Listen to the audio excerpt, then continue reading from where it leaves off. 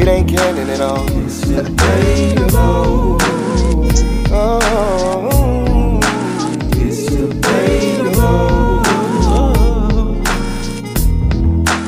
It's debatable. What up, what up, what up, what up? Welcome once again to the DebatableAnime podcast. You? Where the truth hits hard. Mash! Shout out to All Might. You know how we do it. You know how we do it every week. Bringing you the most up-to-date news in the anime world. Bringing you some more works and drops from the wonderful, wonderful, wonderful world of Gabor, Legacy of the Watchers. Good stuff. Each week bringing you our infamous tier list, and last but not least, our hot takes. Hottest hot takes known to man. It's hot. Right here on the DebatableAnime podcast. What's going on? We're going to give y'all time to get in the room. Anybody joining the chat, drop one in the chat if you can hear us, if you can see us. But as always, how y'all doing, man? How's everybody doing? Ty on the other end. Chris, you right here, man. I'm chilling. How y'all doing? Good. Everybody good? Everybody good? Good. No complaints? No complaints? Ain't no need. Hey, man, you complain, man. Oh, I could, but nobody give a crap. How you know no one cares? How you know no one gives a crap? How you know I don't care? You got problems of your own. What you need mine for? Yeah, he's not lying. Problems of my own. Y'all got to bear with me today. I used to do a lot of movement, but I'm going to be a little stationary right here today. Yeah, he old. He My upper back, I have like a crazy cramp up there, like a knot in my upper back. I'm like a Val Kilmer's Batman. When I move, Gotta move your whole from my the whole shoulders body. up. I move my whole body. Good God. With my neck can't really move, so y'all bear with me. Yeah, he realized he's in the Kafka Hibino club over there. In the who? Kafka Hibino. Oh, the Kafka Hibino Club. Yeah. The over 30. Over 30. Yeah, I mean, it's like this. There's a point, like, you know, as one progresses in age, you know, he or she just has to realize that there are certain activities that he or she participates in that he can no longer participate as Vigorously effectively and efficiently as he once could participate in those same activities. you just got to know your limits. All right, you'll be you'll be doing your thing, and then just, you know, all of a sudden it'll just be. You know. Yeah. You do your thing and you realize it ain't the same. Ain't the same. But yeah, you know, it is what it is. I know my limits. There are limitations with age. No, you don't. No, you don't, but you'll learn. Oh man, it's all good though. It's all good. Hey, look, you know, I was thinking this would be a really good time to just talk about losses. Losses. You know, yeah, I did take an L. That's why my back is hurting right now. But in the anime world, there are many L's that people take. But we don't always agree with the L's that anime characters take, right? I guess not. We don't always agree. It's good to see a good win every now and again, but, you know, sometimes they get outdated and you be like, man, this character should have lost. Or if a character does lose, you'll disagree and you'll be like, man, this character should have won. So I thought it would be a perfect time to talk about that today. So we're going to be talking about anime characters that lost. But should have won. They should have won, man. They should have won. Everybody that fights Luffy. But the plot said no. Every character that fights Luffy. Appreciate it. We're new to this. One in the chat. Yeah, you say everybody that fights Luffy? Yeah. Pretty much like what? Won. Should win? They should have won. Well, that's not fair. Oh, it's not fair to them at all. You really feel like everybody that fights Luffy should win? Every single one. Like, dang. I love Luffy to death, but Even what's my boy name that fought Luffy? Shoot, he was like, he got the real long pink nose or whatever. Oh, you talking about Foxy? Yeah, Foxy. Yeah. No way. The Foxy Pirates. Oh my God. I'm sorry, man. What? That slow being, he was turning Luffy all the pieces. He was winning. Like, he was winning. And that's a lot. Like, with Luffy, a lot of the times, like, they are winning. And Luffy just comes out. Because you still, like, in He's still fighting Katakuri. Still fighting Katakuri? Yeah, he like fighting 10 Katakuri episodes in of the Katakuri, Luffy Katakuri fight. Yeah. Oh. My girl that gone, she doing her thing right now, though. Who that? Carrot. Carrot? Okay. Yeah. Okay. All right. I was like, oh yeah. Carrot, my girl. Yeah. Carrot off the chain. Carrot is different. Carrot is like that. I am a Carrot fan. Yep, I love Carrot. I can't deny I am a Carrot fan. If you watch One Piece, then you know what it is. If you watch One Piece to a certain extent, you know about Carrot. Oh yeah, Carrot. And she is definitely She doing that thing right now. very. I say way more effective, than Nami. When it comes to throwing blows. Yeah, because honestly, I'm sorry, but after Jinbei got on it, I like, do we really need Nami anymore? I mean, he's pretty affluent when it comes to like location and direction and everything. Grew He's up in the sea. in the sea, right?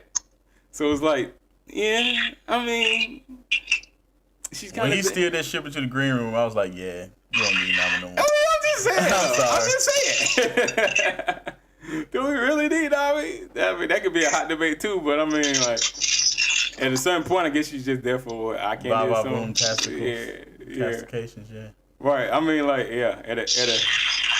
I mean, cause Nami. I mean, everybody knows Nami is like, I mean, hello, it's Nami. Yeah. That's what she there for. That's what she's there for. You see Nami and you just like, okay. But other than that, anybody that poses for their wanted poster, exactly. it's like Your purpose is in your looks. Yeah. You're posing for a wanted poster. It's like somebody having a mug shot and just the same pose that she has, like on your mug shot, really. But yeah, so I mean, it is what it is. But who needs Nami? Yeah, I'm not mad at it, but you understand Nami's place on the crew on now. The crew, right, on the crew. But yeah, so anybody that fights, you really believe anybody that fights Luffy, they should have. I'm looking at Katakuri right now, and I'm like, why is Luffy still alive? Why is he still alive?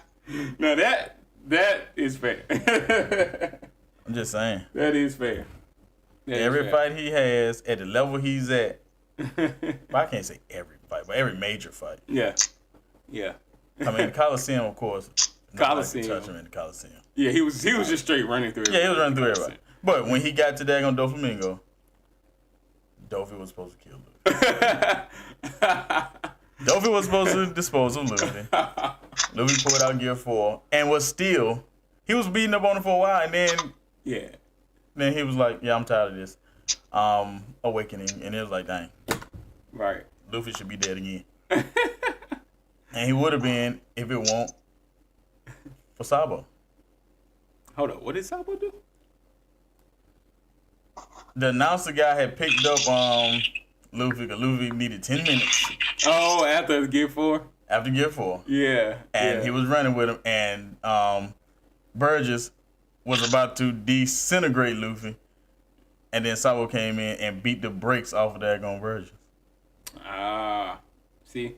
That's why I say it's been a long time. I be forgetting a lot of the stuff that go on. Yeah, because it's been 15 years for you. Yeah, it's just, I mean. And it's been like 15 days for me. Yeah. It's been a couple months. The Doflamingo fight was like, wow. Yeah, so I just passed that like 3 months ago, bro. Yeah. I mean, it's no. Yeah, Luffy definitely gets a lot of like major aid in those boss battles. Yeah. The power of friendship is strong with this. Right. So yeah, I guess that's fair, especially when you're talking about the boss battles. It's like, any major battle that Luffy has. Yeah. Yeah. I can see that being except for somebody like Bellamy, like, man. Yeah, I mean that's not even a major. Bellamy never did anything to Luffy. No, that's not even a major. Like, what? Bellamy? We talking about like, well, I don't know. With Arlong? Arlong was a major battle. Arlong was, and he should have lost at Arlong. I don't know, man. He should have lost at Arlong Park. I don't know. I think he did pretty. Yeah, once they saved him from the water. Saved him from the water. He was drowning for half the freaking fight. Oh, was he really? Yeah. Was it like outside or something?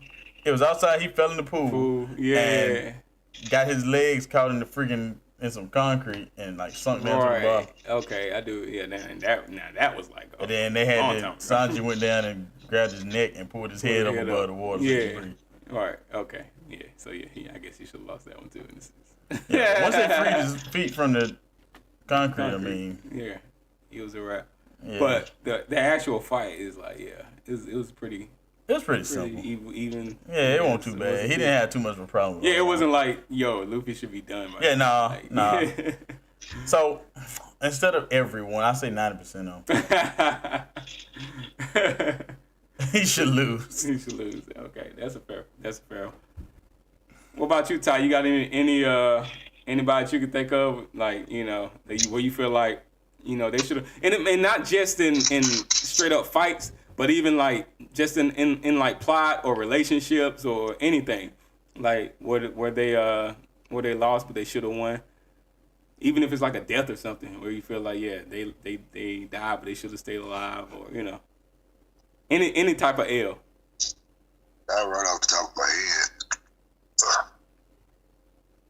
Cause I can't think of one. Well, you just said one, Joe. Oh. You said any type of L. Yeah. That's a good one. That's a good one. I like it. Any type of L for any Death Note fans out there. I'm pretty sure that's what you're making reference to. Oh, absolutely. Yeah. He should have lived. Yeah, L definitely should have. I think L should have. Really. Because in the end, Light loses anyway. Yeah. Yeah, so his death was freaking like a waste. Right. So why couldn't they have written L to be the one to figure it out, and then it would have been like, yeah, justice was served. But again, like L did all the heavy lifting, and then you got N and them coming in, and it's like, yeah, oh my God, screw them. Exactly. Yeah, that's a good one though. Yeah, I agree with that. Like L definitely should have been the one who should have definitely been one to win. Yeah, it was the wrong one to take his namesake. To what? Take his namesake. Now I think one that what do y'all think about back to the One Piece verse, since you were in the One Piece verse, and this is a really hotly debated one. When we talk about what's too far now? You know where I'm at. No. I'm not gonna go far. I'm not gonna go far at all. I'm actually going to go back in time. Can you remember? Oh, I can remember very well, and I know you can remember very well, because this one is one that scarred you. Oh God. Not the actual event that happened in the show, but how you found out about it. Oh God. Nah, he died when he was supposed to die. Ace. Yeah, he died when he was supposed to die.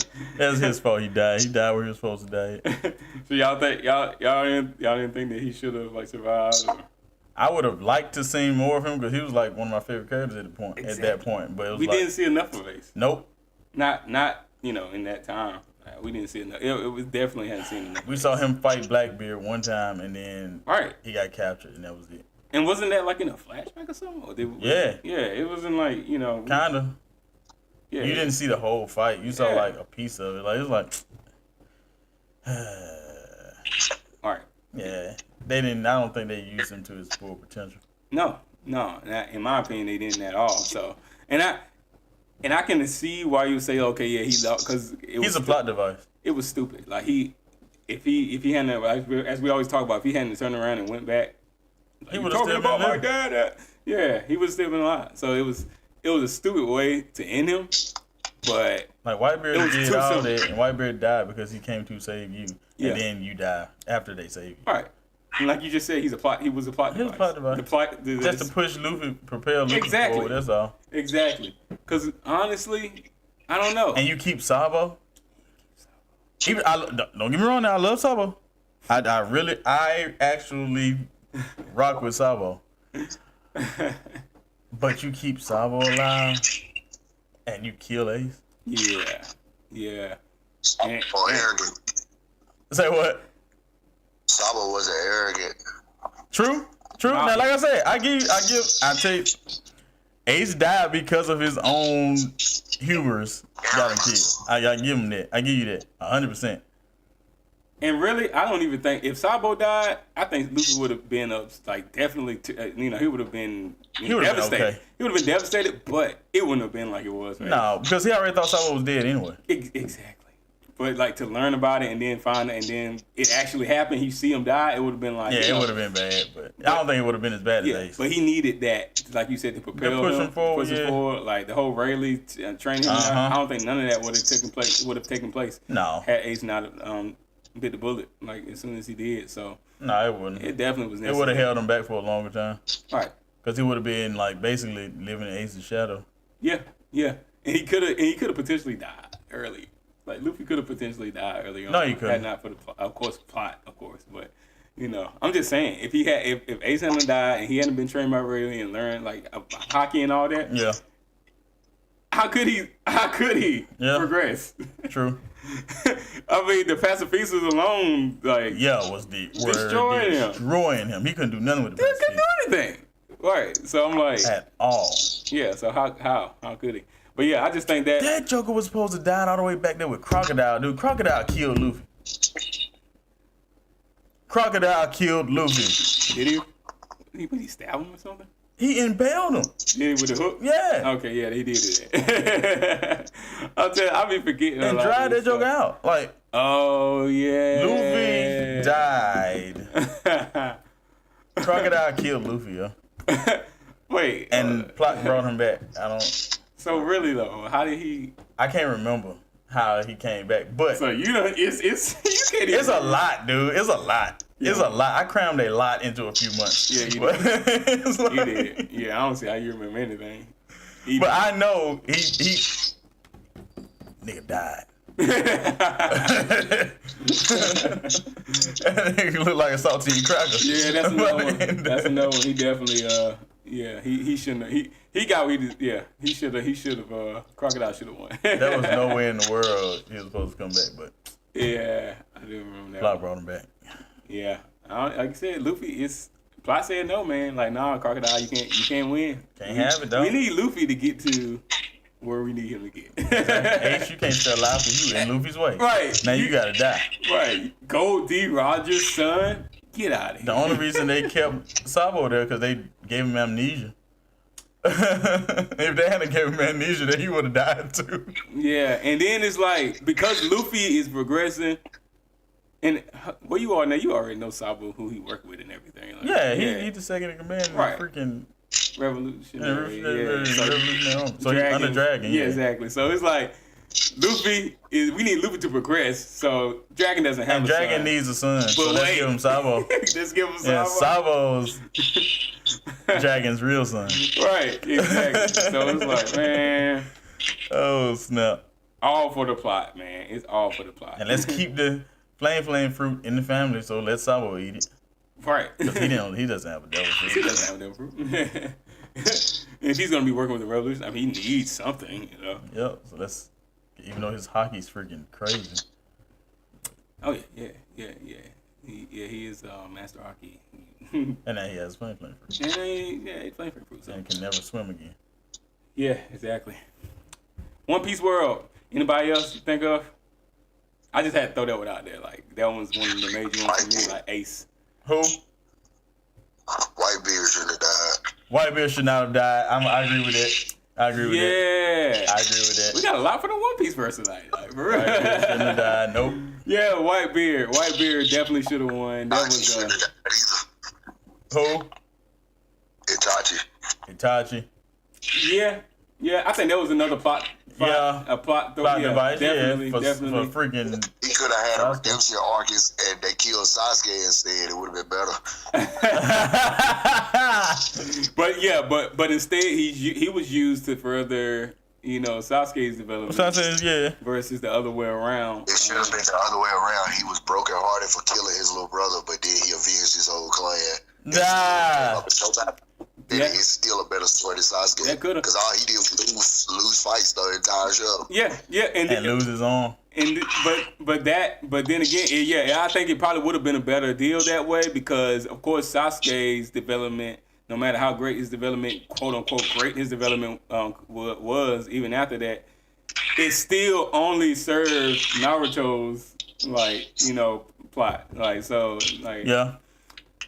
Even their fight and everything, it was like the final battle between Sasuke. He had to survive for that to even come to fruition. Even though I think it wasn't the greatest fight to me, but it still had to happen. Nah, Obito's Kakashi fight was better than that. Yeah, exactly. So, but of course, it had to happen just for the story. Naruto and Sasuke had to have their final fight, final showdown. So which was he had to survive. lackluster, which pissed me off. I'm like, we done waited all this long, and then y'all give us this lackluster fight. Yeah, and that pretty much ended in like talk no juice. Yeah, pretty much like the whole fight, a bunch of flashbacks for no reason. But yeah, it's that was only used to further Naruto's plot. So Itachi's not as heavily tied to Naruto at all. So it would have been better. Yeah, I don't think Minato should have died either.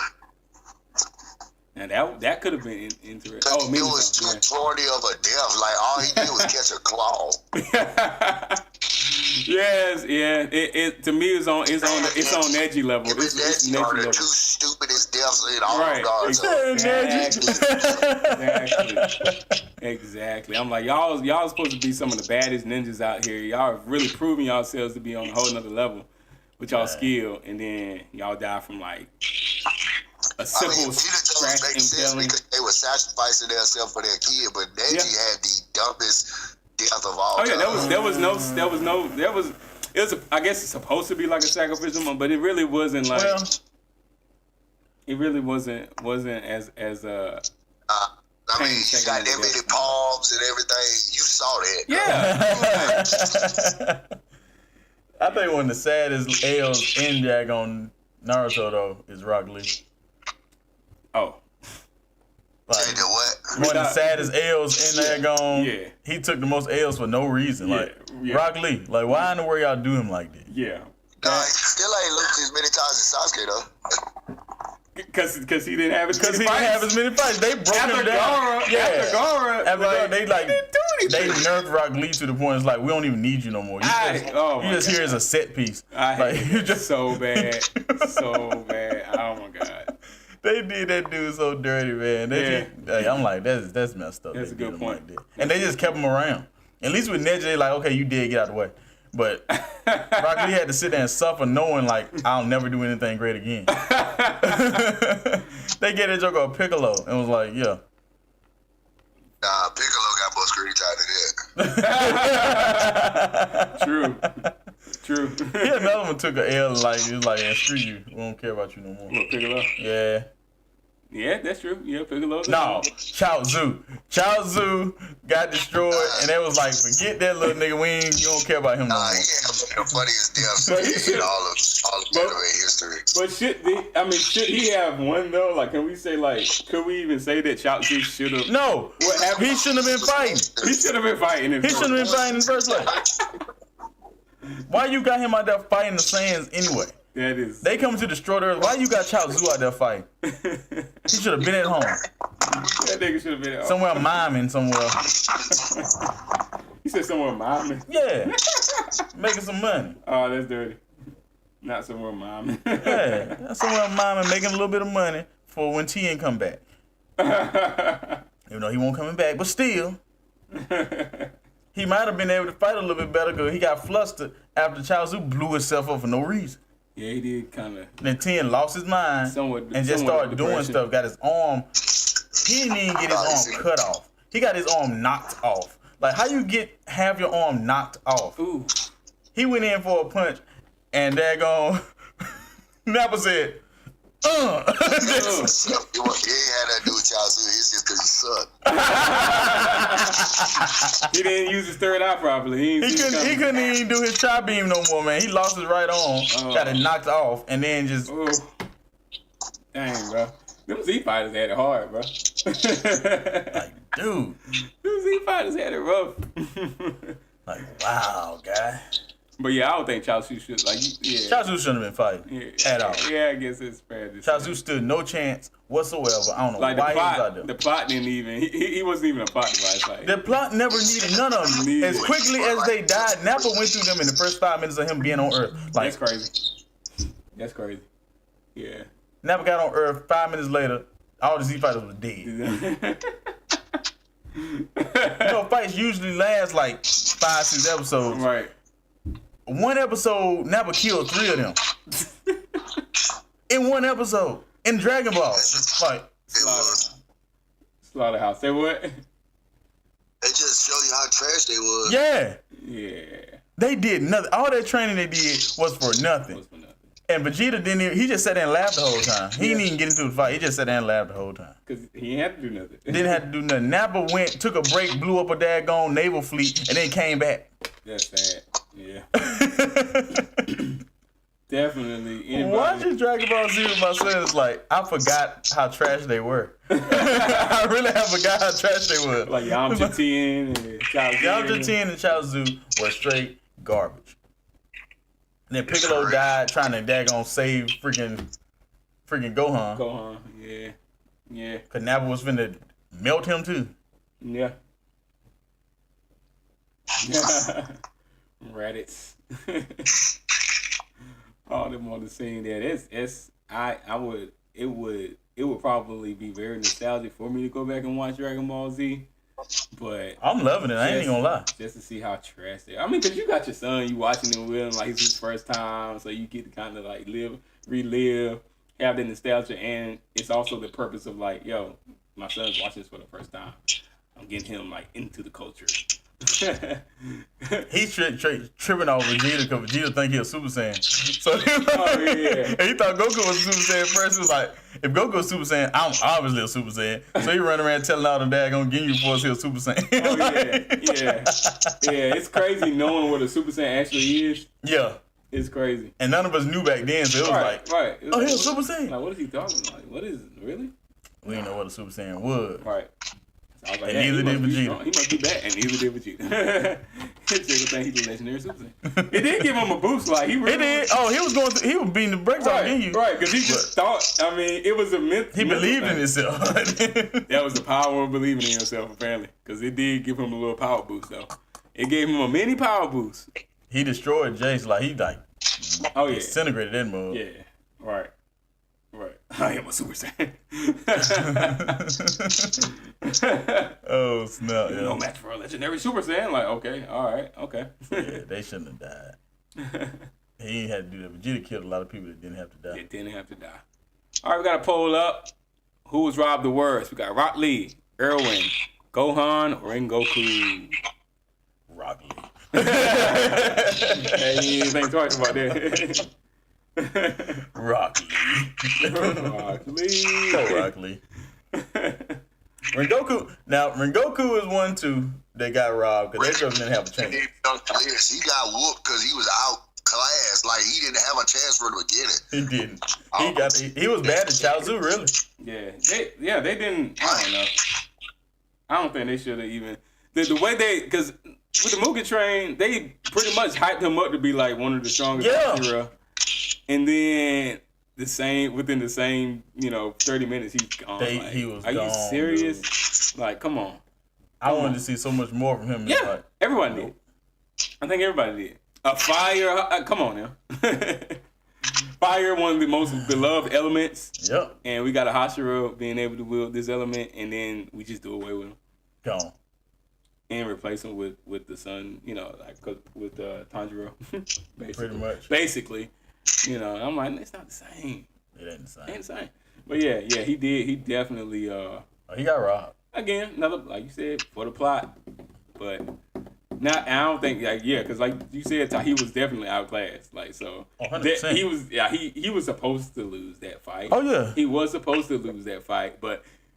God, they could have drug it out a little bit longer. Like, let the sun come up. Give us a few episodes with the guy. And come on, man.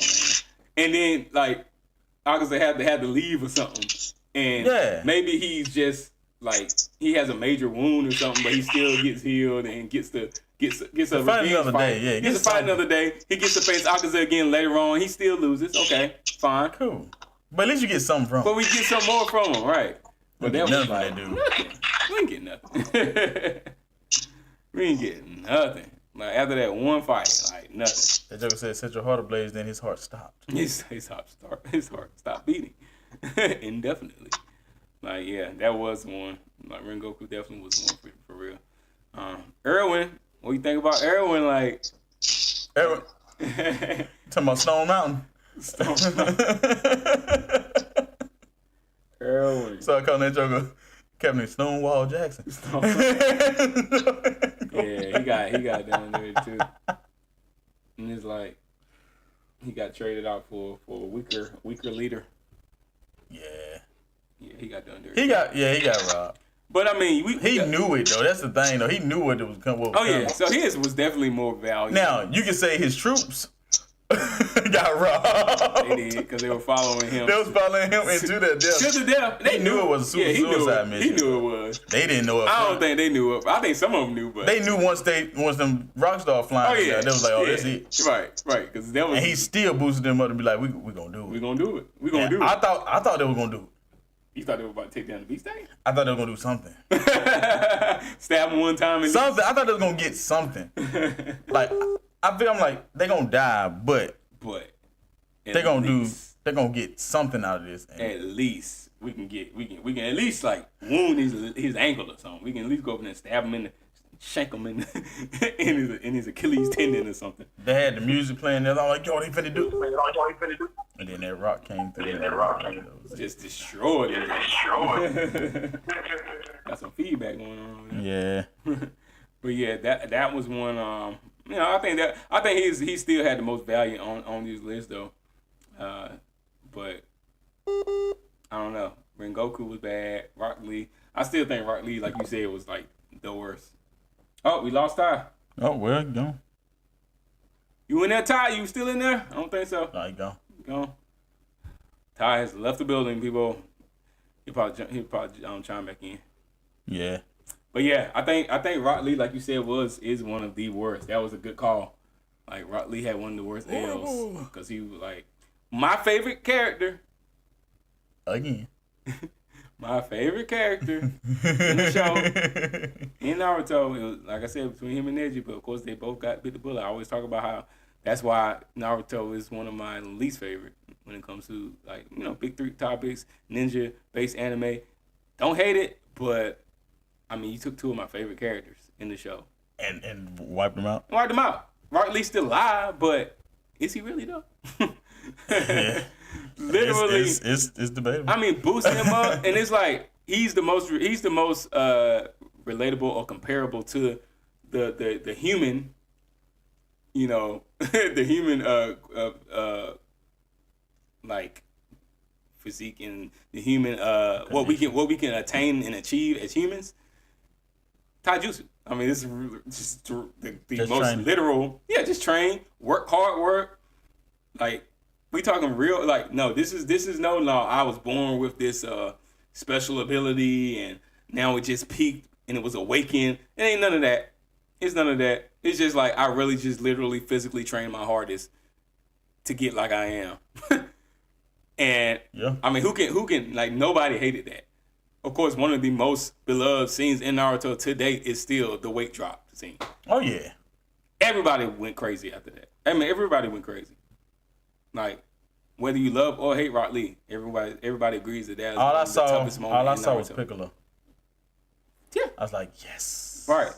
And these are the characters that get when something like that happens, we probably ain't gonna see much more of it. Yeah, when they pull some daggone aura from him like this, like yeah, we're probably not gonna see much more of this character. And we didn't. Nope. Which is like it was terrible. Like so. That was them foreshadowing then.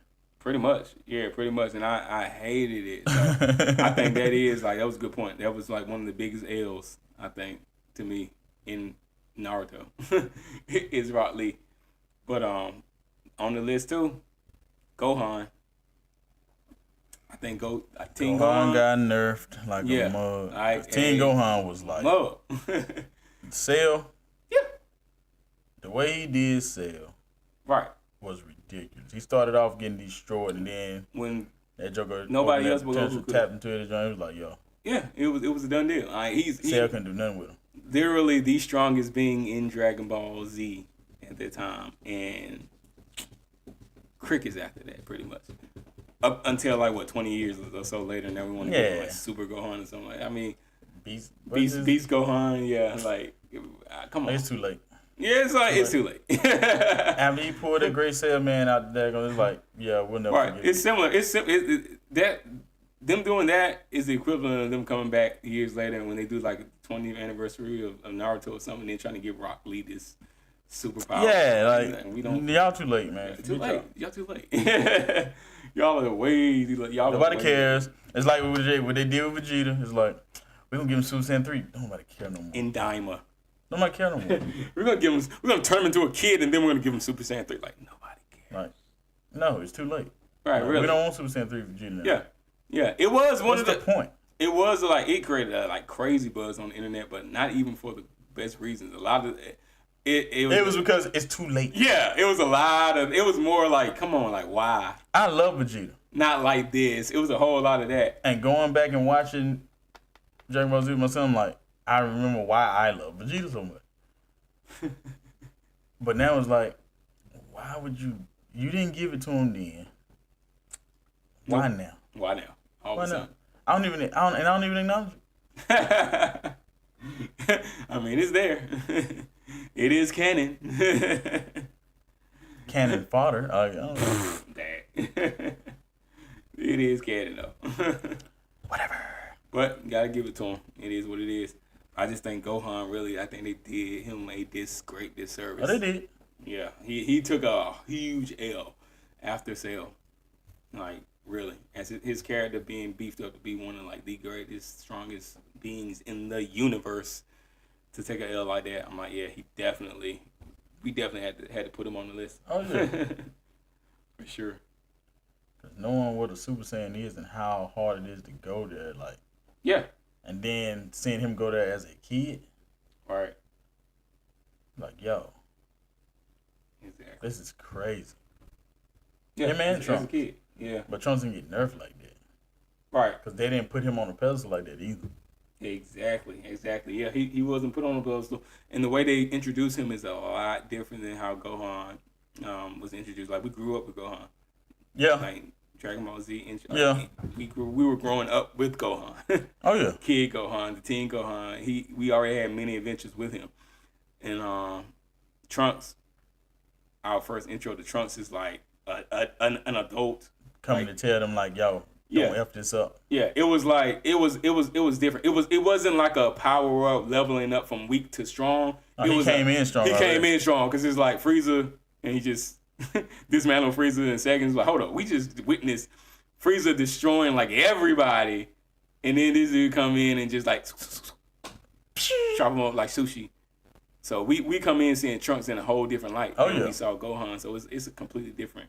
And then we get to see Trunks later on as a kid, and then going up. But it's like we already know what he's gonna. We already know what he's gonna become. Yeah. You know. So we know what he can become. We know. Yeah, we already know his potential. Because you see future Gohan too, and it's like, oh yeah. That's another dude. Right. But that's still after the Gohan we already. Yeah. You know. So we were able to see him from nothing.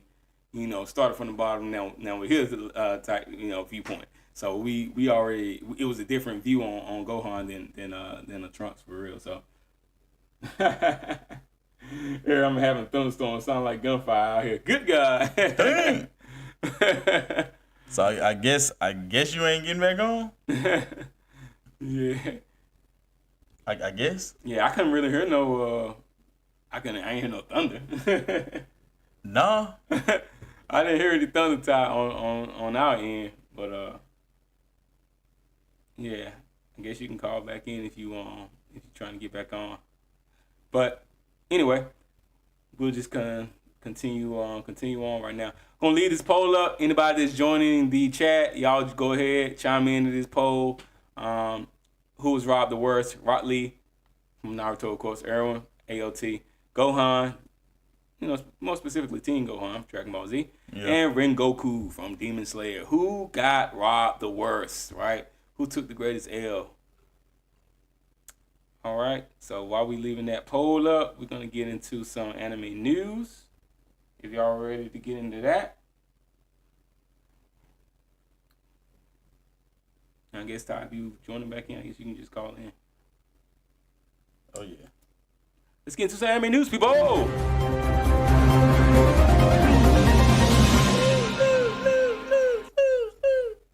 All right. Getting into some anime news for the day. Oh, you say he coming back. I'll hit him. Okay. All right. We'll let Ty get back into get back on the call. Hello. Sound you hiding over there. You said what now? I said, sound like you hiding under the trucks over Nah, I'm stopped though. I got my headphones on, trying to muzzle some of that thunder and stuff out there. Okay, cool. We couldn't hear no thunder. Yeah, I didn't hear anything. I don't know how that Yeah, I was like loud as it was over here. I thought that was why the phone was. oh, damn. It might have been. It could be. I don't know. It could have been. Yeah, I just. Is that it? Is it it? Was that thunder right there? Oh yeah. Okay. Then. Okay. And that's what I'm saying. We've been doing it the whole time. That's why I was thinking, wow. like, oh man, probably loud on the mic. Oh no, we couldn't hear nothing. We just because it was quiet at that second we heard it, but I don't know. I was hearing something. I thought it was just just moving around static and or stuff, something. but Yeah, it might have been thunder. It might have been thunder the whole time. Dang. Well, stay alive over there, Yeah, brother. I think that was when it first. I think it was when it first started raining. But I mean, I'm in the truck, so I'm good either way. But Oh, okay. yeah, it was just loud. Gotcha. Cool. All right, let's get into some anime news for this afternoon, people. So, some key anime news for today. Witch Hat Atelier delayed till April 2026. I know a lot of people have been waiting for that, but got a delay on Witch Hat Atelier. The anime has announced a new premiere date, April 2026. A new teaser trailer dropped alongside this announcement, revealing more of the magical world and cast. I did take a look at that trailer. It's actually pretty good. It seems like an interesting plot. No overpowered MC. All right, it's a little girl. I think Momo, Momo, something like that. She's like using magic, but she has like a magical book or something like that. Another letter to use for these girls. Another, yeah. I know, right? All these M's. Yeah, the name's pretty much always the same. Like, I don't know, but she definitely is like more low key, like real low key, not OP at all. So Okay. yeah, so it's I think it's a very interesting plot. Look like some good animation. I think it's gonna be a pretty good one. She had it rough. She turned her mom into stone. Dang. Yeah, she had a forbidden book, didn't know how to use it. Somebody came and told her about it, and it was like a forbidden book. And she's been saying these spells the whole time. Like the Everett brothers. That's exactly what I was finna say. pretty much. Exactly what I was about to say. Except she was like, I think hers was way more of an accident because she didn't know that she could use like the abilities. She was just saying the words, but the person came and told her she had to draw it out. So she drew it out and then accidentally ended up turning her mom into stone. So it's like, it's a whole thing. But it's definitely your worth mama. it. Pretty much. She got it rough. So Petrified. Wish that out there. I'm definitely gonna be watching 2026 though. April 2026. We got a little while before it drops, so be waiting for that. Gotcha. All right, it's time for Torture Princess theme song news. Korean girl group Elite is confirmed. Let me know if I'm saying that right. Elite. It don't matter. It's not that gone. Utada's on. No, it's not Utada. It's like a five girl South Korean. I don't care. Group, singing group. Them Koreans, like K-pop is blowing up. Oh, blowing up? What do you mean blowing up? You missed the explosion. But anyway, they're confirmed to perform the opening theme for season 2 of It's Time for Torture Princess, set to launch January 2026. Their involvement is being seen as a big crossover moment between K-pop and anime, marking the show's rising international appeal. Have y'all heard about that at all? It's Time for Torture, Princess. Haven't heard of that one. Yeah, I haven't either. But apparently season 2's out. Y'all. But I guess it's Time for Torture. I guess it's Time for Torture, Princess. It sounds very I don't know, masochistic. I'm down with stuff like that. Yeah, I don't know, but I haven't checked this out at all. I haven't seen any trailers for it. Let us know in the chat if it's worth the watch, if you watched it at all. Or the group Elite. I haven't heard any of their stuff. Let us know if it's worth even checking them out. Adventure in Isekai. Adventure in Isekai. Oh, you talking about? I just saw it on TV. On TV. Yeah, that's I actually just started watching that. It's one of the October drops. Pretty good. Yeah, kinda. It's pretty good. I don't know. It's better than Harem King? I think Isekai, anything's better than Harem King. Tales of Wedding Ring, that trash. Worst Isekai. A Gatherer's Adventure in Isekai. That's the name of the show. Tales of Wedding Ring, my joint, dog. I don't know what you're talking about. Trash. Dude don't even know how to be a polygamous. What is it called? Polygynous? In a poly relationship, dude doesn't even know how to. You don't know how it works. Like what? How is that even a thing? That's your power. You get power. You got to collect the rings, and then that powers you up. That's so stupid. but yeah, a gatherer's adventure in Isekai. I think they're getting kind of lazy with how they do Isekai. Very lazy. Very lazy. Because they don't even. This dude, he didn't even really die. He died, but he didn't die. It's like they didn't even show it. He was just like in his room. He was. He had a heart attack. I'm just working. He had a heart attack. I don't know how he had a heart attack at like 20-some years old, but I guess it's possible.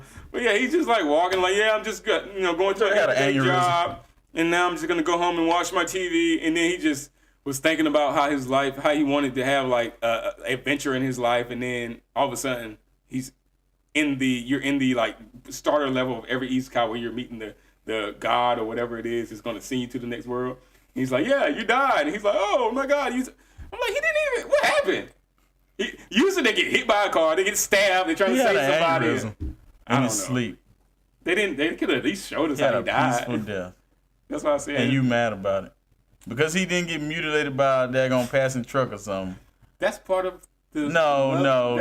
This man had a peaceful death, and you are upset about it. I don't think he really died. I just think they're lazy writing. You, sir.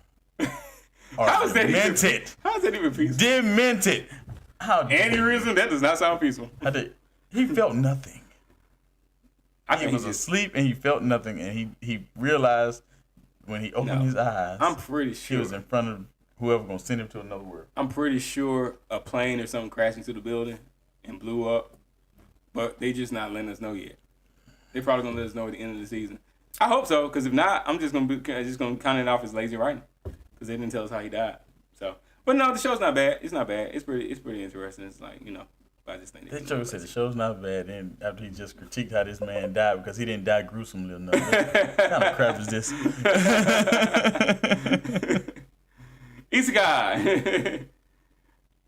All right, so it's time for Torture Princess. Let us know in the chat, or if you're watching this after the video goes up, let us know about this. It's time for Torture Princess, and if it's worth the watch. All right, some more anime news. Anime film Scarlet by Mamoru Hosoda. We've talked about this for the past couple of weeks. Scarlet, the new anime film by Mamoru Hosoda, is confirmed for Japan release November the 21st. Mamoru. Okay. November the 21st, 2025. The film is inspired by Hamlet, which is interesting, featuring a princess who can cross time, space, in her quest for vengeance. Definitely sounds like Hamlet. No. Making it one of it sounds like Siri. Project. Yeah, Siri too. But Siri's not crossing for revenge, really, right? She's just trying to get away. Because everybody wants her bod. Yeah, I guess so. All right, yeah, making it one of Hosoda's most ambitious projects. In North America, the release is expected in early 2026 with an awards qualifying run in select theaters. I'm really stoked for this. I actually watched the preview for Scarlet. And it's not really bad. People were tripping about like the animation being like 3D and them using what is it? Instead of it just being like his earlier works in the past, them actually just using like CGI and stuff like that. But it actually looks pretty good.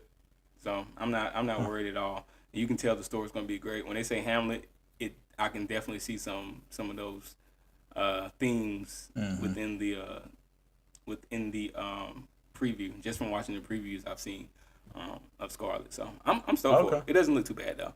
I'm not worried. I was worried. I was a little worried too, because when you talk about people moving from like just basic animation to CGI, like heavily CGI usage and 3D model and everything, I'm like, oh, unless you got a banger team like on your squad, then that can go real bad. It can go real bad. Especially, I think I'm scared of it because I grew up in a time where CGI had not been perfected yet. Oh yeah, very underdeveloped. In the era of like reboot and Action Man. Reboot and Action Man. And yeah. Nobody even knows what that is. And Beast Wars and Beast Machines and this dude said Action Man. Stuff like that. Terrible. What's that one we used to watch in the morning times before we went to school? Gundam, Mobile Suit Gundam. Say what? What's that show in the cartoon we used to watch before we went to school? Stop it.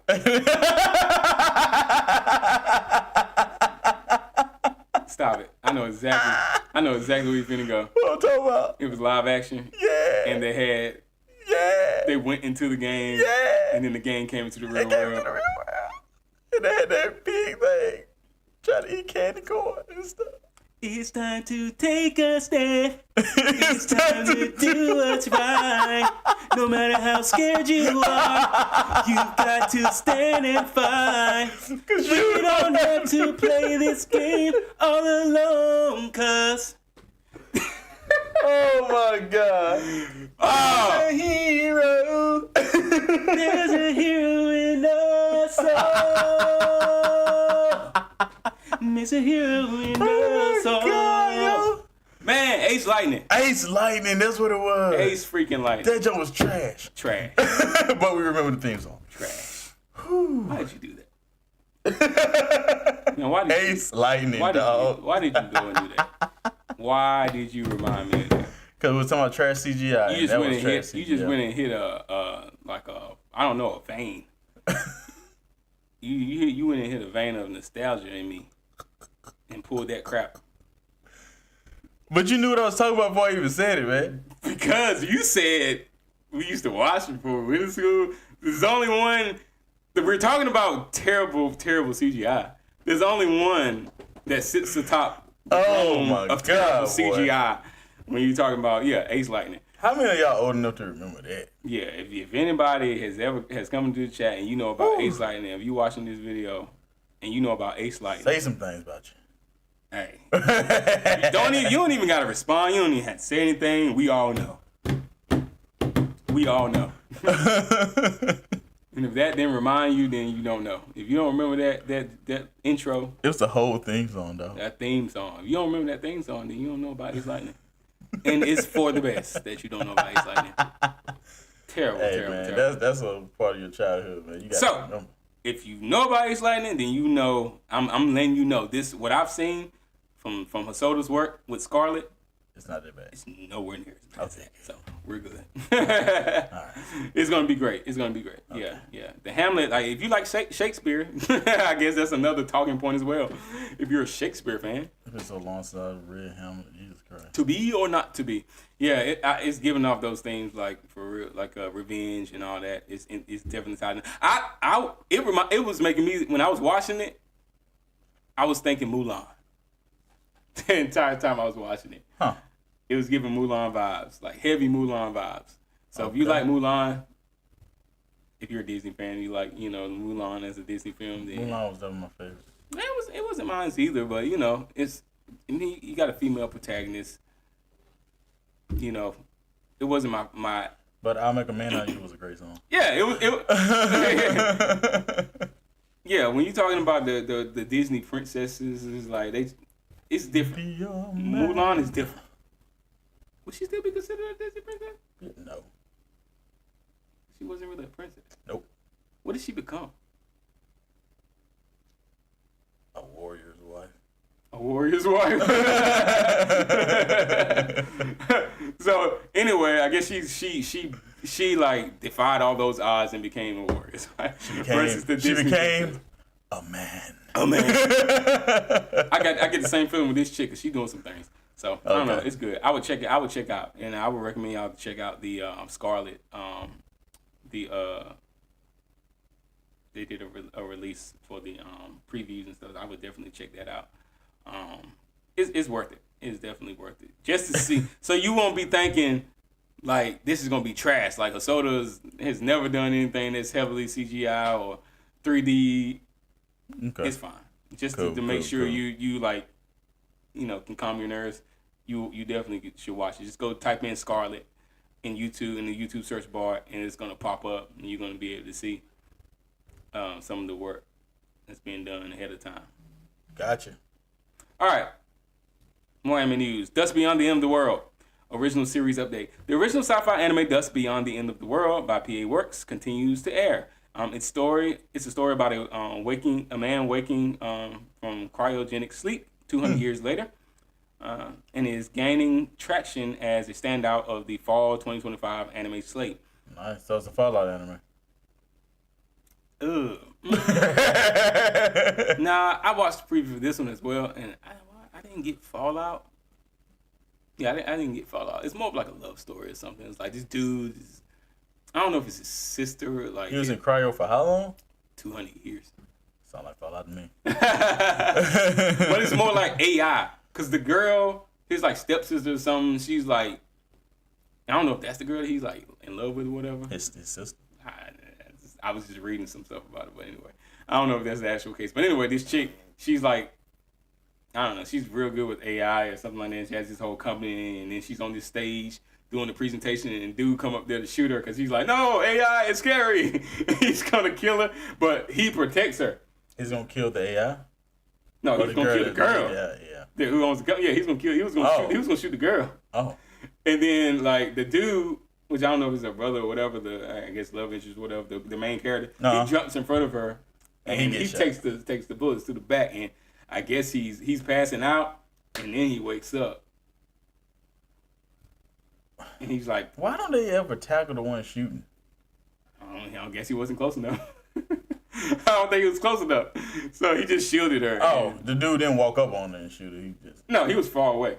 He ran up on stage on the other side. And center stage, and he walks. Got you. Yeah, he's like over there. Got you. Yeah, so and dude protects her, and like he wakes up 200 years in the future, and they look at him like a god or something. I don't know what she's done. Maybe she's like she turned him into the AI. Maybe I don't know. It's interesting. I'm gonna be watching. That's all I know. Just be on. He gonna realize why the dude said AI bad because she used you as the AI homeboy.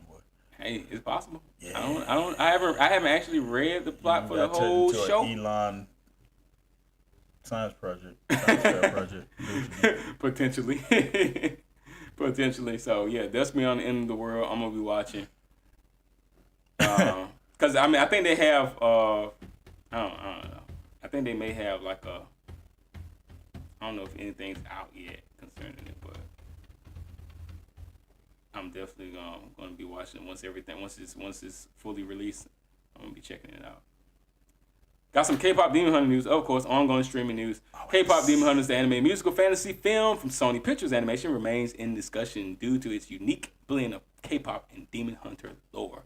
All right, it's continued streaming on Netflix. It's helping anime reach more Western audiences via non-traditional fantasy. K-pop Demon Hunter. Okay. Yeah. Still haven't seen it. You will. Okay. Have you watched it again since we last talked about it? Yes. Oh my God, K-pop Demon Hunters, man. Yes, I have. Is that still on? Huh? Hey, Ty, you still there? He's still on the line, look like, but I don't hear nothing. Hey man, let us know that the thunder didn't zap you, bro. Thunder ain't gonna zap when it'll be lightning. Yeah, you're right. Thunder is very loud. It can blow your eardrums out. Maybe he can't hear us. Maybe that's why he can't hear us. My headphone. Yeah. Oh, okay. It was so quiet. I was like, oh man. I thought he was like I was last week. Sleep. Oh, hey, nobody can be like you was last week. I was over here going. I was gone, boy. I was like, man. He was completely gone. I was like, yo, this dude. I used to be in church. You're like, hey, black church gets you like this sometimes, yeah. stay in there 8 hours. Yeah, that's why. So you be hyped when you're there for the most part, but if it slow down at all, and it's gonna slow down because you're there so long. Oh yeah. You ain't got them old preachers. You be, and the Lord, and every time you wake up. You wake up. Go. What was that? like Solid Snake. What was that noise?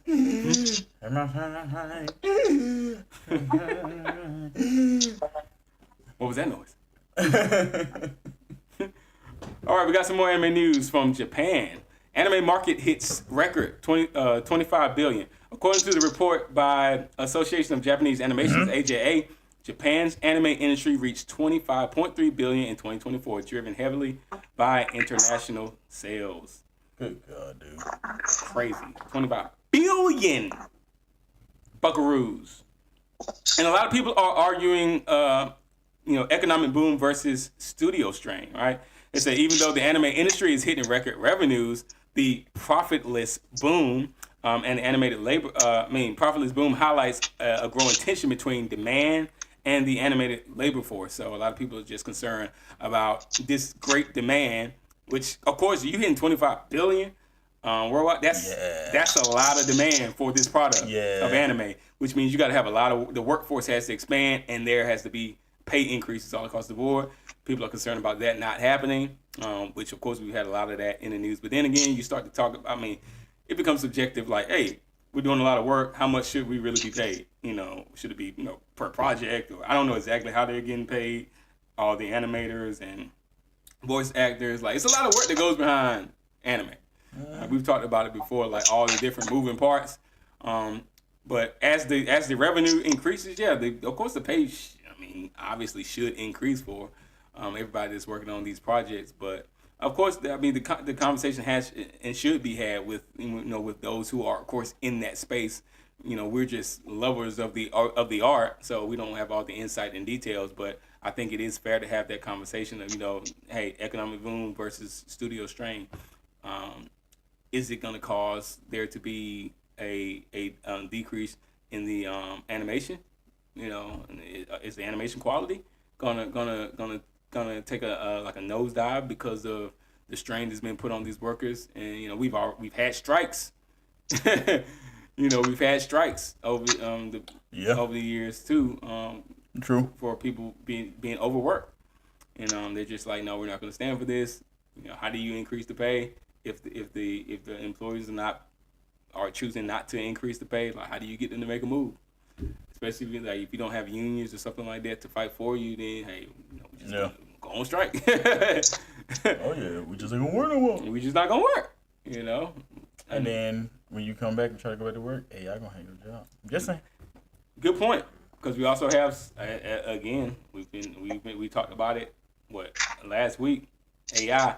Or a couple weeks ago we talked about it, but some more news. AI and anime production research. So, and a new academic project called Anime, or with the ME capitalized, has been unveiled. We talked about this a couple weeks ago. It's an AI-driven multi-agent system designed for long-form anime generation, right? Story, animation, the final video. No writers, no animators. Yeah. Gone. They said this could mark a major shift in how anime is produced if adopted broadly. So we know it is. We know it is going to be adopted broadly, right? So they said the research could genuinely change how anime is made, of course, from pre-production all the way to the final cut. And it's worth watching for how studios are going to react to this new software here. So I think it's going to be interesting to see. I think this is probably going to be one of the larger ones since it is able to design it's designed specifically for long form, anime content, which of course anime production companies are producing, like mass producing long form content. So this anime or anime or whatever it is, it's gonna be your greatest enemy. That was a good one. Gonna be your greatest enemy. It could be. It potentially potentially could be, because we don't know we don't know if production quality is going to drop just because of this. Like we said, people are being overworked. If they drop back, like you said, they could just come in and be like, "Hey, we don't need you. We got this anime. We don't need you," and that could cause production to drop quality for a while. But as they continue to work on this AI generation and work out the tweak, like it's gonna probably be perfection. But then where does that leave? Where does that leave the art? Like, that's what I'm saying. Like, you can use it, but you have to be the one. Humans have to be the ones putting in the freaking character development. So if you don't, man, it's gonna be a problem. Like the human spirit inside of it. I don't know, man. Gone. Yeah, that is true. Like we watch a lot of AI generated stuff like Sora and all this stuff. And we be tripping off it. Like let's just talk about voice acting alone. Like the voices. Yeah. Like we listen to like Michael Jackson and stuff, like different songs. Listening to Thriller, dude, in the 1950s, like, you know. We know we be gospel version. The book I'm working on, and I got my manuscript there, and I plug it into this AI. Right. And Burt Reynolds is reading my book back to me. Burt Reynolds. Dead Burt Reynolds. Old dead. But I like Burt Reynolds' voice. So I let Burt Reynolds read my stuff back to me. I love his voice too, unless he's saying underscore. Yeah, that's creepy. Yeah, he be spazzing. Sometimes. Because it's not perfect. Not perfect, it still doesn't work, though. It sounds pretty good. Sounds just like him. Pretty doggone good. Right, sounds just like him. All I see is the farmer in Fox and the Hound. The farmer in Fox and the Hound. Yeah. What? It was Burt Reynolds. That was Burt Reynolds' voice. Oh, really? Yeah. Oh, I didn't know that. That's crazy.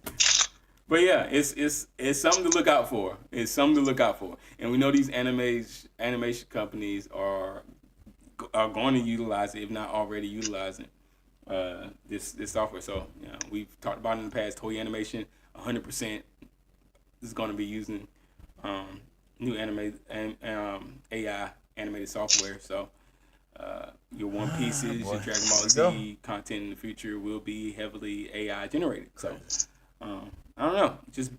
And are we going to give it a chance? Of course we are. Oh, we're absolutely going to, because we're going to consume it out. We're a part of the $25 billion that's been spent in anime. We're part of the problem.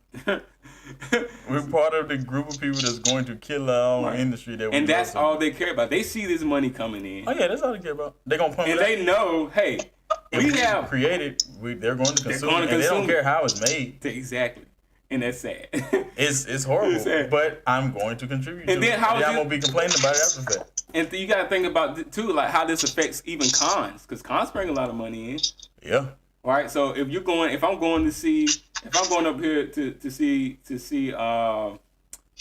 you know, Chris Sabat or something, all right? If I'm going in to see Sean Skimmel,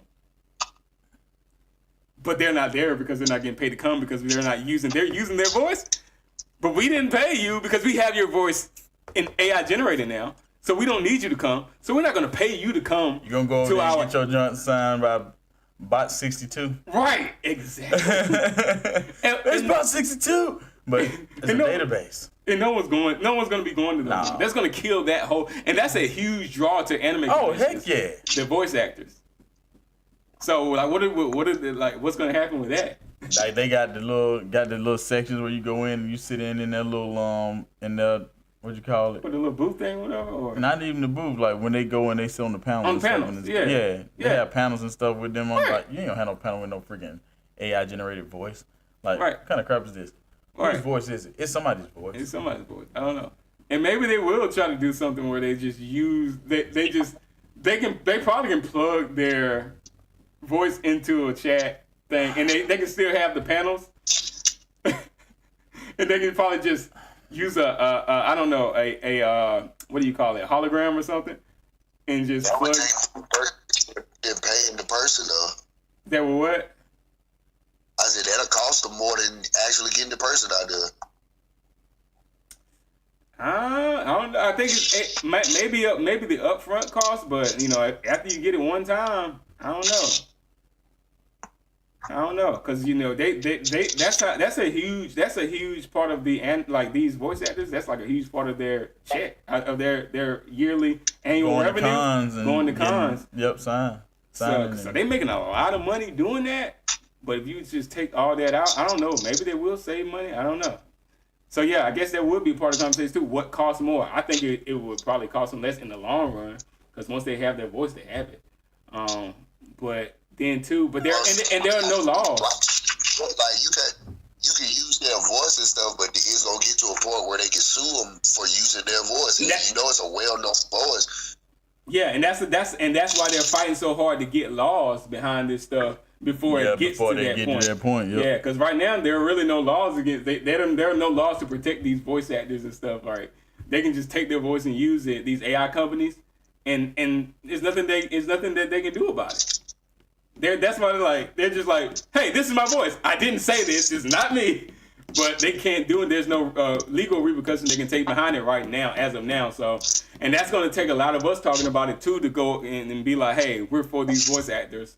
Hey, if you're going to use them, at least pay them for using their voice. Yeah. You know, even if it does kill the cons, they're like, nah, we ain't coming out the cons no more because they just using our voices. What's the point of me coming out? They're not paying us as much to come anymore. Even if it gets to that point, at least we can appreciate the work that they've done. And be like, hey, at least pay them. Even though we don't get to see them at the cons anymore, whatever, at least pay them.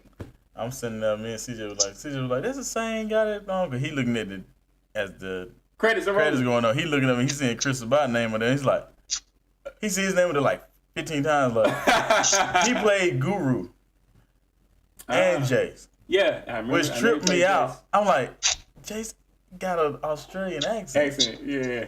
Like, wow. He actually, and then Guru, the old Namekian, the big giant Namekian. Right. Yeah. Oh, he played him too? He played him too. I'm like, he played pretty much the whole freaking cast. and Namek, on the Namek song, he played everybody. That's crazy. That is crazy. He played some Namek hoes too? If they existed, he would. That still is like blows my mind. It's like this. There's no female Namekians. There's no female Namekians. Like, they just split off from each other, which is crazy. Osmosis or something. Yeah, pretty much. Weird. But yeah, it's gonna be interesting to see what goes down with the AI, portion. But yeah, I mean, Chris Sabat, like, very well known in his voice, and he probably be like, look. This some bull. Yeah. You can't use my voice. Oh, they're gonna have to kill what's his name, do Goku? Oh, Sean Schimmel? Yeah. They're gonna have to kill Sean Schimmel. Oh yeah, they're gonna have yeah. They're gonna have to, definitely. They already say he's a diva anyway, so they're gonna have to really deal with him. He's gonna lose. He's probably already losing it. Oh yeah. Over this topic. So I would like to see his opinion on this topic. But they might not go that far though, because like I said, they're gonna have to go through so much legal problems trying to use their voices. Not right now they don't. That's what I'm saying. Like, there aren't really any legal repercussions behind them, the AI companies using it. There really isn't anything they can do right now. I guess that's why I got Burt Reynolds reading my book to me, because they can't do nothing. His estate can't do anything. Not right now. It's a free voice. It's a free voice. Yeah. On there, like, I would have thought, I'm like, do I got to pay for Burt Reynolds' voice? Nope. It's nothing. Yeah, that's why I said this is definitely going there, and there will be. Oh, you better believe it. There will be legal ramifications behind this. I don't know how long it's gonna take, but there will be, and it will be like a lot of this stuff gonna be behind a paywall. So like you were saying, Ty, it might become way more expensive for them to do that. But then by that point, are the voice actors gonna be like, no, you were screwing us we ain't coming back. We ain't coming back, no. Find some new guys. Just pay us our money. Money don't stop being fun. So they gonna have to compensate them for all the crap they put them through. So right. They gonna get stressed. Right. So it's like, if you want me to come back, then you gonna have to pay me this much. It's like, it's gonna be interesting. Right.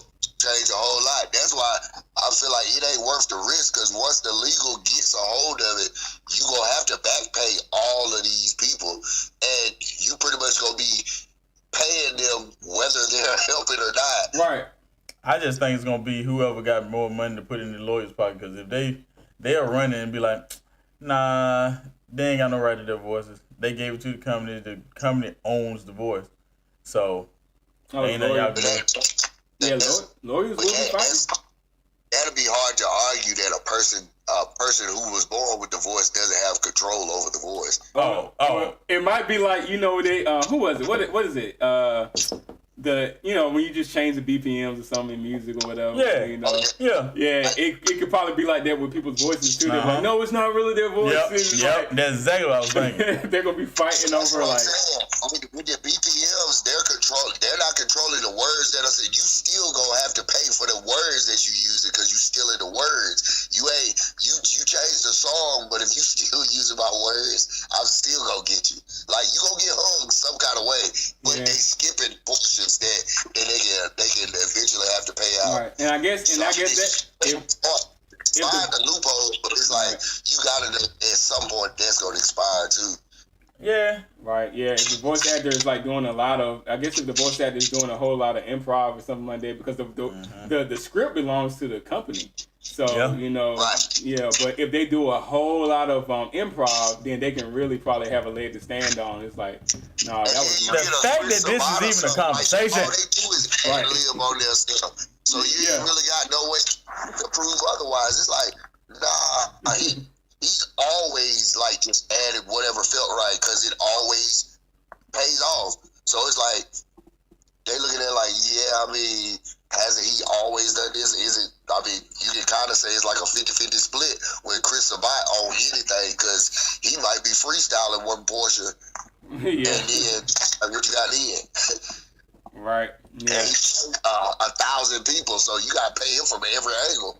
Oh yeah. It can get like those well-named voice actors that have a huge catalog of characters that they play. It's going to get very expensive for all these companies if they decide to like really fight back once legal ramifications actually reach a standard that they're able to fight back with. It's going to be very interesting. But yeah, like you said, Chris, it's crazy that we even having this conversation. You know, because I mean it's a new world, man. It's a new world. Technology. It's a frightening world. It's frightening. All right, we got some new late night anime block launching, right? Kansai TV is launching a late night anime block called Carnival, set to premiere January 6, 2026 on Tuesdays from 11 o'clock p.m. Japan Standard Time.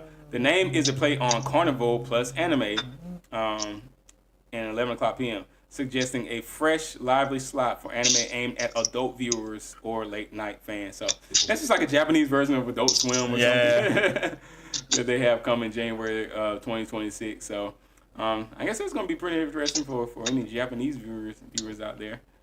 Yeah, so it said the launch of Carnival signals that broadcasters believe there's still big value in late night anime, possibly for more niche or experimental shows. And that was something big back in the day. That was where I watched a lot of anime. I didn't even know it was anime at the time. Adult Swim. Yeah, late night. You know, it's just late night, nothing going on.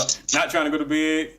Adult Swim pops on, and you end up watching. Especially, go on vacations and stuff, on trips, and then you like, we trying to stay up late. We watching anime, and not even knowing it's anime. So it's interesting to see that there is somewhere still some sort of value in late night anime. That's pretty cool. Either anime or Mike Tyson Adventures. The Mike Tyson Adventures? Yeah. Oh my God. I know what you're talking about. That show was funny. Like the animated Mike Tyson thing? Yeah, Mike Tyson cartoon. That show was funny as piss to me. Was it Mike Tyson? Why do I want to say Save the World? What is it? Something like that. It was something like that. That show was funny. Yeah, oh my God. I never watched it. Now I gotta look at it again. I never watched it. Oh. I just know he had pigeons. That Joker had one pigeon and that Joker be cussing everybody out. The pigeon? Oh yeah. He was a man that got turned into a pigeon. Oh my God. That Joke was crazy. What is this, Family Guy version of Mike Tyson's view on version of Family Guy or something? That is Mike Tyson Mysteries, that's what it was. Mike Tyson. That Joke used to trip me all the way out. I never watched it. I just knew of it, but I never watched it. 2014, man. Good stuff. Wow. 2014? Yeah. 11 years ago. Mm-hmm. Sounds like it was longer than that. No, it wasn't that long ago. It wasn't that long ago. It's only 11 years ago. 11 years don't seem that long when you done lived it a few times. When you happen 11 years old. Exactly. All right, I think that's going to do it for anime news.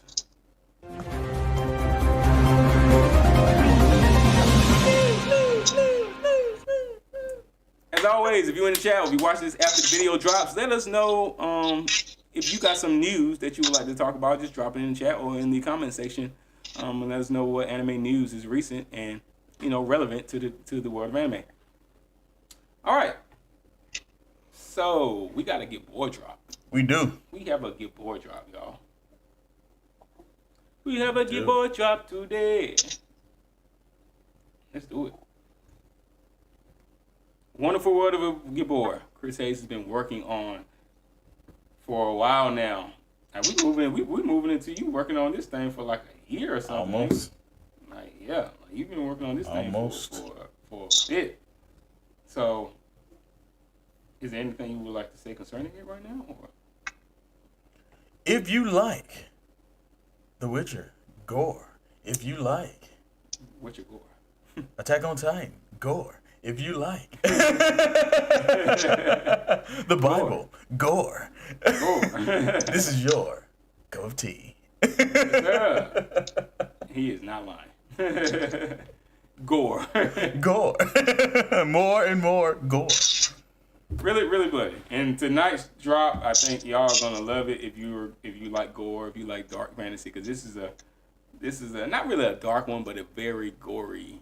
This one can cause a lot of gore. This is a bestiary drop we got. Yeah. We got a bestiary drop tonight, y'all. All right, we got another bestiary drop. Oh yeah. This one can get very gory. So let's go. Has potential to. Let's jump right into it. Oh, lost connection.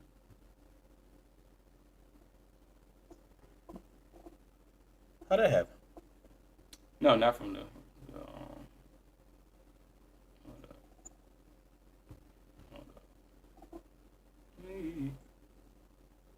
There it is.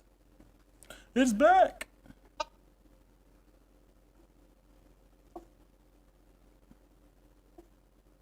All right, so we got if y'all can see it on the screen, the name of tonight's bestiary drop from Chris's book, Gabor, is called the Spine Nash Monitor.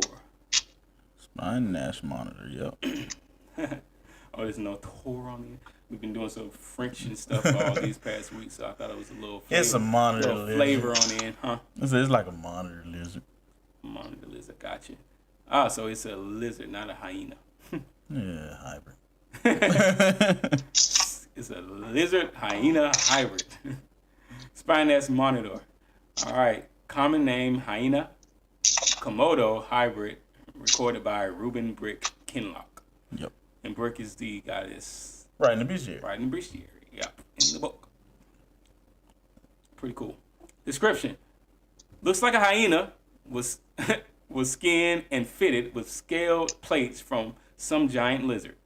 Shoulders ride high, back slants low, and the tail drags grooves through dirt and ash.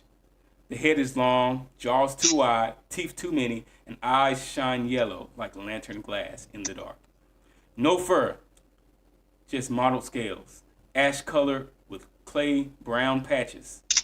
Saliva hangs in ropes, thick like sap and smelling of blood and rot. If you see the shine and the drip, you're already too close. Creepy! Its behavior. And just know, this is like verbatim. This is his actual documentation from the actual bestiary from the actual book. So he's writing things down, jotting things down, just like he's talking here. He's just jotting stuff down. So don't try to correct us with grammar, okay? It don't rush first. It watches, circles, tests, and one pushes you toward the others, closing in a crescent. They nip tendons, then sit and let their venom work. Bite wounds go numb, then weak, then black. Their calls sound like laughter, mocking, taunting, hateful. Fire makes them blink. Cold slows them. Warm nights bring them out hunting. And this is their behavioral pattern. Yep. The habitat: dry ground, burned grasslands, dead riverbeds, abandoned outskirts where concrete rots and rust grows. They take shelter in coverts, overturned trucks, drainage tunnels, or collapsed stone. Territory marked by piles of cracked bones set up like old cairns. abilities. So their abilities. Their jaws can crush a shoulder blade clean. The scales turn knives and small caliber rounds. Tracks heat like a bloodhound. Sees better at night than men do at noonday. The venom in their spit kills slow and cruel. And some rare ones have been heard mimicking a child's cry for help. So if you hear that, keep walking. Creepy. A lot of the creatures in this book do that. Yeah, just trying to draw you in. That's like the scariest thing. I think it's the scariest part of all these beasts, the ones that can do that. Weaknesses. Soft under the jaw hinge. Eyes can be pierced. Inside thigh bleeds them fast. All right. They're poor climbers. So get up in the tree. Water and cold weaken them. And don't fight them on loose ground. You'll fall, and you won't get back up. Because they're going to dogpile you.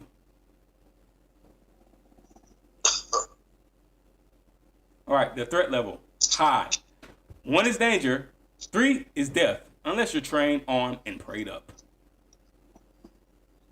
First recorded sighting, the Red Mesa Badlands, on August 4th, 2042. 7 men lost.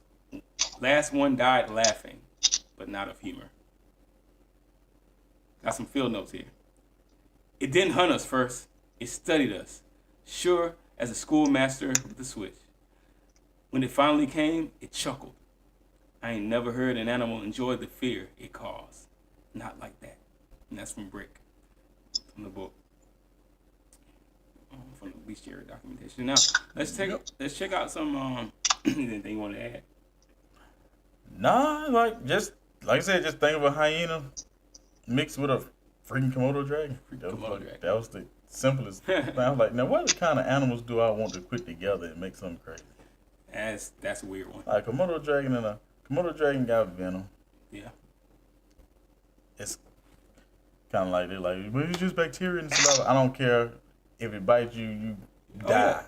Yeah. So that sounds like venom to me. Right. So they got venom, and hyenas has like one of the strongest bite forces of all mammals. So it's like, yeah, I can put them two together. Yeah. See what happens. That's crazy. Yeah, I think, and the Komodo dragons are like, I don't know if they have a bite force, like, but they got a strong bite force, but their bite force ain't like no hyena. No, of course not. Yeah, but just the fact that you got two animals that have, any sort of bite force at all to speak of, and then, bacteria, and then hyenas, they aren't clean animals. So it's like, very dirty, like very toxic. Like just thinking of those animals, it just reeks of like toxicity. Like it's just what comes to my mind.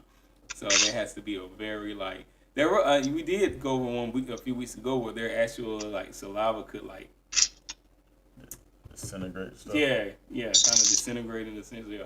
So I guess this isn't as bad, but still pretty deadly. Yeah, no, it's not acid, but yeah, it's not acid, but the bite force alone can take you out. So oh yeah. Like, you can bite through bone easily. Right. So why does it even really need? I guess it helps. I guess it's not acid, but it wouldn't need to, given the bite force that it has. It wouldn't need to like burn through you or anything. Nasty. All right, let's take a look at some of the spine monitors visuals. God, that's ugly. Joker look like his tongue look like a snake. His tongue or something. Weird. And it still has the this one the way this. I mean, I know it's like a mock-up drawing. Yeah, it's a mock-up. Yeah. But still, like I can still picture it being like scaly or whatever. But would it still have like when you because we're talking about this becoming like an anime one day. Like a live action something, we're planning on actually seeing this some more media with this product that you're creating here. So, would the actual visuals? Do you see it as them having the same pattern as a hyena, kind of like spotted? Oh yeah. Look as well. It's just hard and skilly. Yeah, versus it being furry like. Exactly. Got you. But still can have the same look like. Yeah, because I can see that. To me, that looks even more menacing. Yeah, because hyenas. Most of us, especially over here in America, the overwhelming majority of us is gonna go through our lifetime without actually seeing a hyena in person. So to see one would be like kind of surreal, but then to see, like, I'm just imagining this on screen, like a live action or something, and seeing that you're on screen how it would look. You can see like the glistening, scaly look of the the outer armor scales or whatever, but then you still seeing those spots, and it's like, yo, that's a hyena, but it's not. But it's not a hyena. It's not. Yo, what is that? You see that tail just like a crocodile? No, what is that? I can see them like, Mason and all the rest of them like, seeing them and like, yo, what the is that? What the hell is that? Run, go. But they just see so much stuff. It's like, just kill it. We just try to kill it. Right, and they know where to shoot it at, obviously, because they know the weaknesses. Oh yeah, because he documented the weaknesses, right? So they kind of already know what to expect. Got a few more images here. All right, so here's a couple more images that we have. One's got 3 of them. And this is death right here. Remember, one, what did it say? One, what was it like? One was dangerous, and one is dangerous. 3 is death. 3 is death. Yeah. So this is pretty much what death looks like here. And I like how how it's like mocked up, like they're showing you like the visual. You got the visual of the saliva here, and how you said the saliva is like sap. It's thick and droopy like sap. Like, yeah. Just think of a Komodo dragon. When you see a Komodo dragon in like National Geographic or something, like it's just thick drool always. Bacteria. Yeah. But it's like mixed with blood though. Yeah. God, it's ugly. And this is like a pretty good visual. Like their size is still like hyena size. Yeah. Which is pretty big. Yeah, hyena's pretty big. Yeah, Komodo dragons are pretty big. Oh yeah. Oh yeah. But of course, the stature of the hyena is gonna be. I was gonna have them like the size of a horse, but I was like, it's too big. God, no, ain't no way they're killing that. Not that easy. Size of a horse. Yeah. And they still hunt in groups like that. Yeah. Oh heck no. They'll be done for. That's what I was we talking about losses. Like, yeah. That's gonna be some major plot armor for Mace in the game. But they only in certain areas. They don't travel all over. So they're in certain areas. Okay. I mean, so yeah, I'm just saying when they enter into those regions, it's like, how y'all gonna get out of this? Yeah. Plot armor is the only thing saving y'all if these things are as big as horses. Oh heck no. And honestly, I don't think I'm gonna have them being able to reproduce either. Okay. Hyenas already hard to reproduce, and then yeah, don't they? I don't know. What? Yeah. Don't the females have like a pseudo penis or something? Oh yeah. Oh god. Yeah, it's bad. And that's how they give birth, like through it. Oh yeah. I see why they don't want to give birth. Exactly. They're like, this thing hurt. You humans thought you had it bad. Yeah, nah, I ain't know. Take a look at this. That's one of them hybrids. They can't reproduce, so however many of them it is, if the Legion or whoever making them ain't got enough stuff to keep making them, then Right. might be like a few hundred. Ain't that many. A few hundred. Yeah, so they rare. You ain't gonna see them that often enough. If they were everywhere, like I wouldn't have no room for the book to even go anywhere. Mace said he about to take this thing out. He's very calm. It's 1, so I guess and they said even 3 you can escape him if you train and everything. So 1 probably ain't no. Mace ain't worried about it. So he looked like, is he gonna shoot it? He's gonna shoot it in its pseudo penis. He gonna shoot it probably. Yeah, he gonna shoot it. Or the inner thigh, right? Yeah, because that's the weak spot. Yeah, all of his back legs gonna be gone. Between his back legs.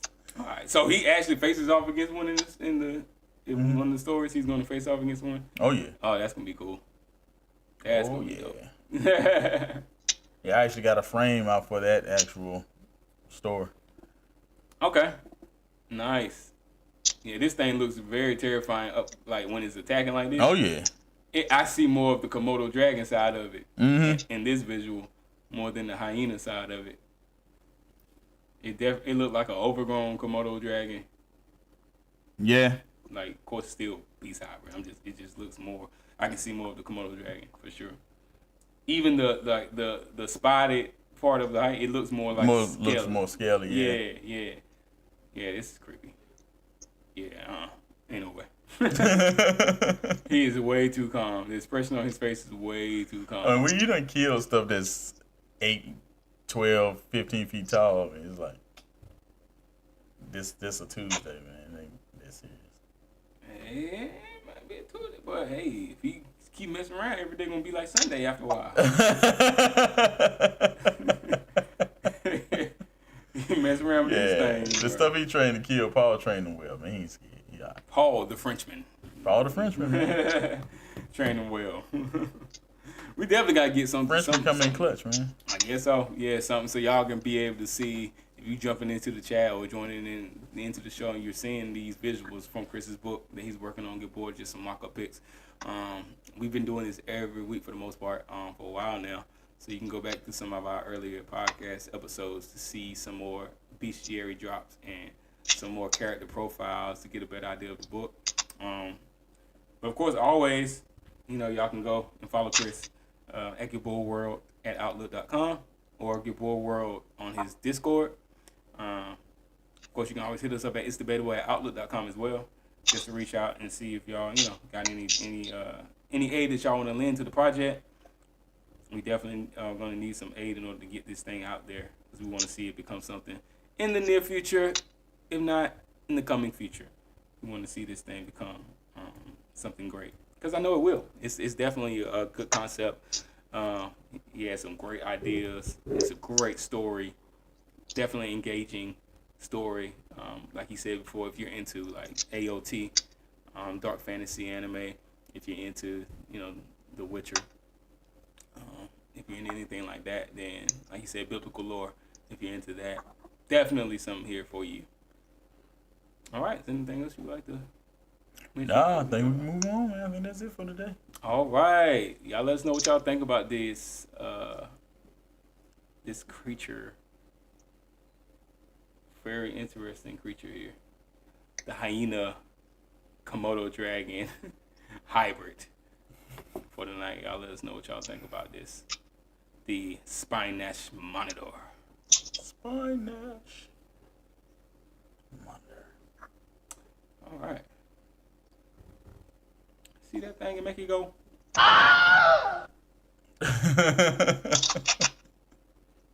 All right. So, moving on, people.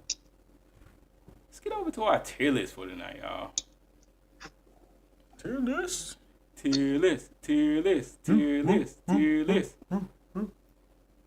All right, so talking about I'm gonna close this poll out too. I'm gonna go ahead and end this poll. You got a baby dragon up there. Yeah, it's a baby dragon in the show. It gathers adventure in Isekai. He got a baby dragon with him. It's one of his partners. Who was robbed the worst? Rock Lee, Gohan, Erwin, Orban, Goku. Rock Lee wins 80-20. We got some Gohan in there too, but definitely Rock Lee, like we were saying. Yeah, Rock Lee definitely got robbed. Man, it was dirty. They did, boy. Rock Lee dirty. So relatable. Taijutsu, I think everybody respected the fact that he worked. He was one of the hardest workers. Like he didn't have this. Oh, I got this. He didn't have really the MC energy because he didn't have this hidden. Still had a hidden power technically, like the gates or whatever, but not something that was hidden to the level of I'm going to be the protagonist. I'm the MC. That it wasn't on that level. So yeah, he was more, to me, he was one of the more relatable characters. Like, yeah, if I really work hard, physically work hard, I can attain this level of of adaptability in this world of ninjas. I can really become one of the greatest. He just had that attitude, and his backstory and his drive, his backstory and everything showed that well. And they just nerfed my boy after the Gara fight. So he definitely, I can understand how we can say he was robbed the worst. Good on you, mates. All right, let's move over here to our tier list for today. We're going to get into it. We're going to get into this. Hold on, let me pull up. NANI? NANI?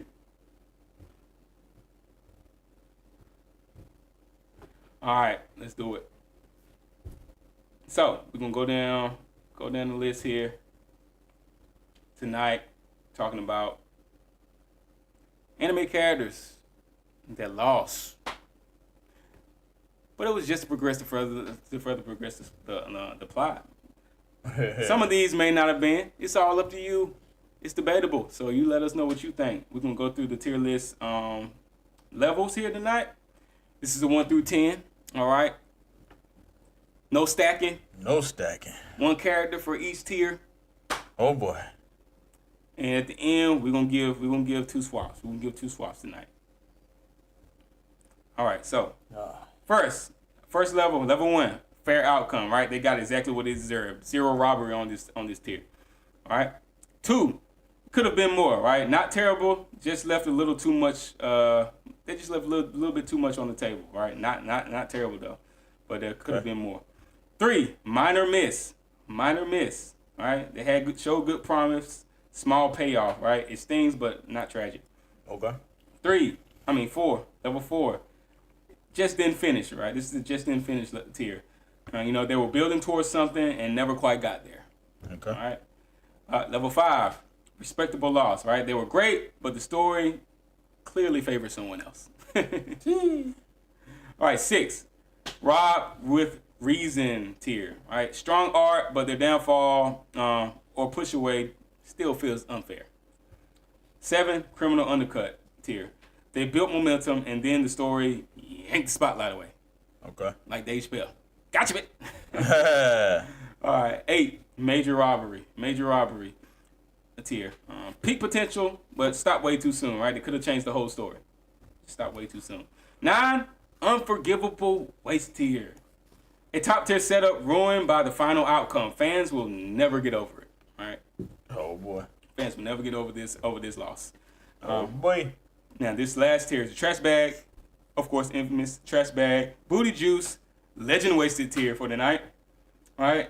They had go to potential, but the story threw it away completely. Wasted. Okay. All right. Complete loss and utter loss. Let's Complete do it. Failure. Let's do it. Let's get into our... We did it. We did it again. All right. Let's get into it. So, our first character. This is gonna be, y'all gonna love this one because I know we're not gonna agree at all with this outlook here, but Might surprise you, man. no, I think we're gonna all pretty much agree that this is not even. Surprise you, man. All right, our boy, let's go to the Naruto verse. Sasuke Uchiha. Oh boy. Starting off. Sasuke Uchiha. Now, of course, we probably wouldn't agree with other people, but there are some people who feel like he was given more main character energy than Naruto was given, and that he really, they didn't give as much as they could have given with Sasuke. They kind of like not really nerfed him, but then pushed his story forward to the forefront enough.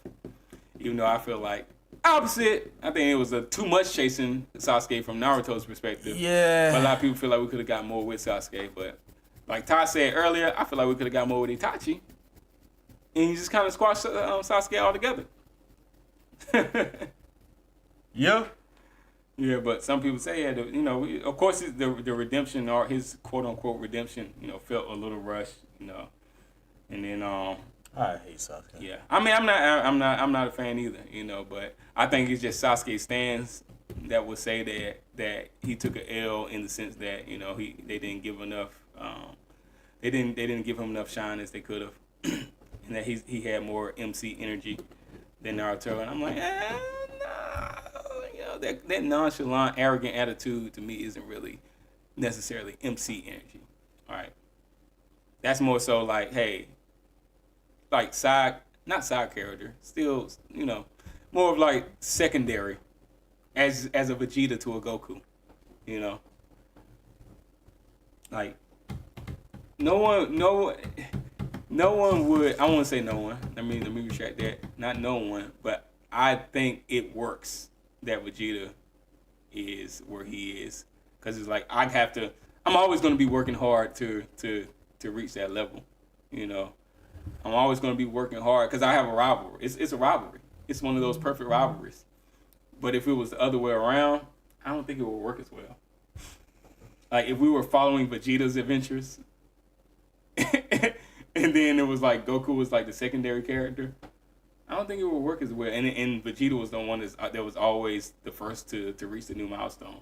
And then Goku's has. I don't think it will be the same. I don't think the drive will be there for Goku to be like, I'm gonna get. It just wouldn't feel the same. Even if Goku's saying like, yeah, Vegeta's there and I need to get there, we wouldn't get the same like, you know, grunt, grit, and drive as we get with Vegeta. I think it's the same thing when we look at a Naruto and Sasuke. It's like, yeah, of course Sasuke has his, you know, he has his perks and his abilities, Sharingan, all this stuff, but it's not the same as like if we were just following. It's totally different. I think it's totally different for Vegeta and Goku, because you can respect Goku and Vegeta separately as individuals, but Sasuke is just it's too much woe is me for you to like feel like he deserves so much. Yeah. Like your brother spared your life. You're not even supposed to still be here either. So it's like, how do you even have an argument? Right, but yeah, I don't think we would still get curb stomped. So it's like you can't be no MC because you ain't even got a good speech to go with your stuff. You just come in complaining and get whooped. Yeah, that's why I feel the same way about not the same way in the sense of like they giving off the same energy as far as like their demeanor.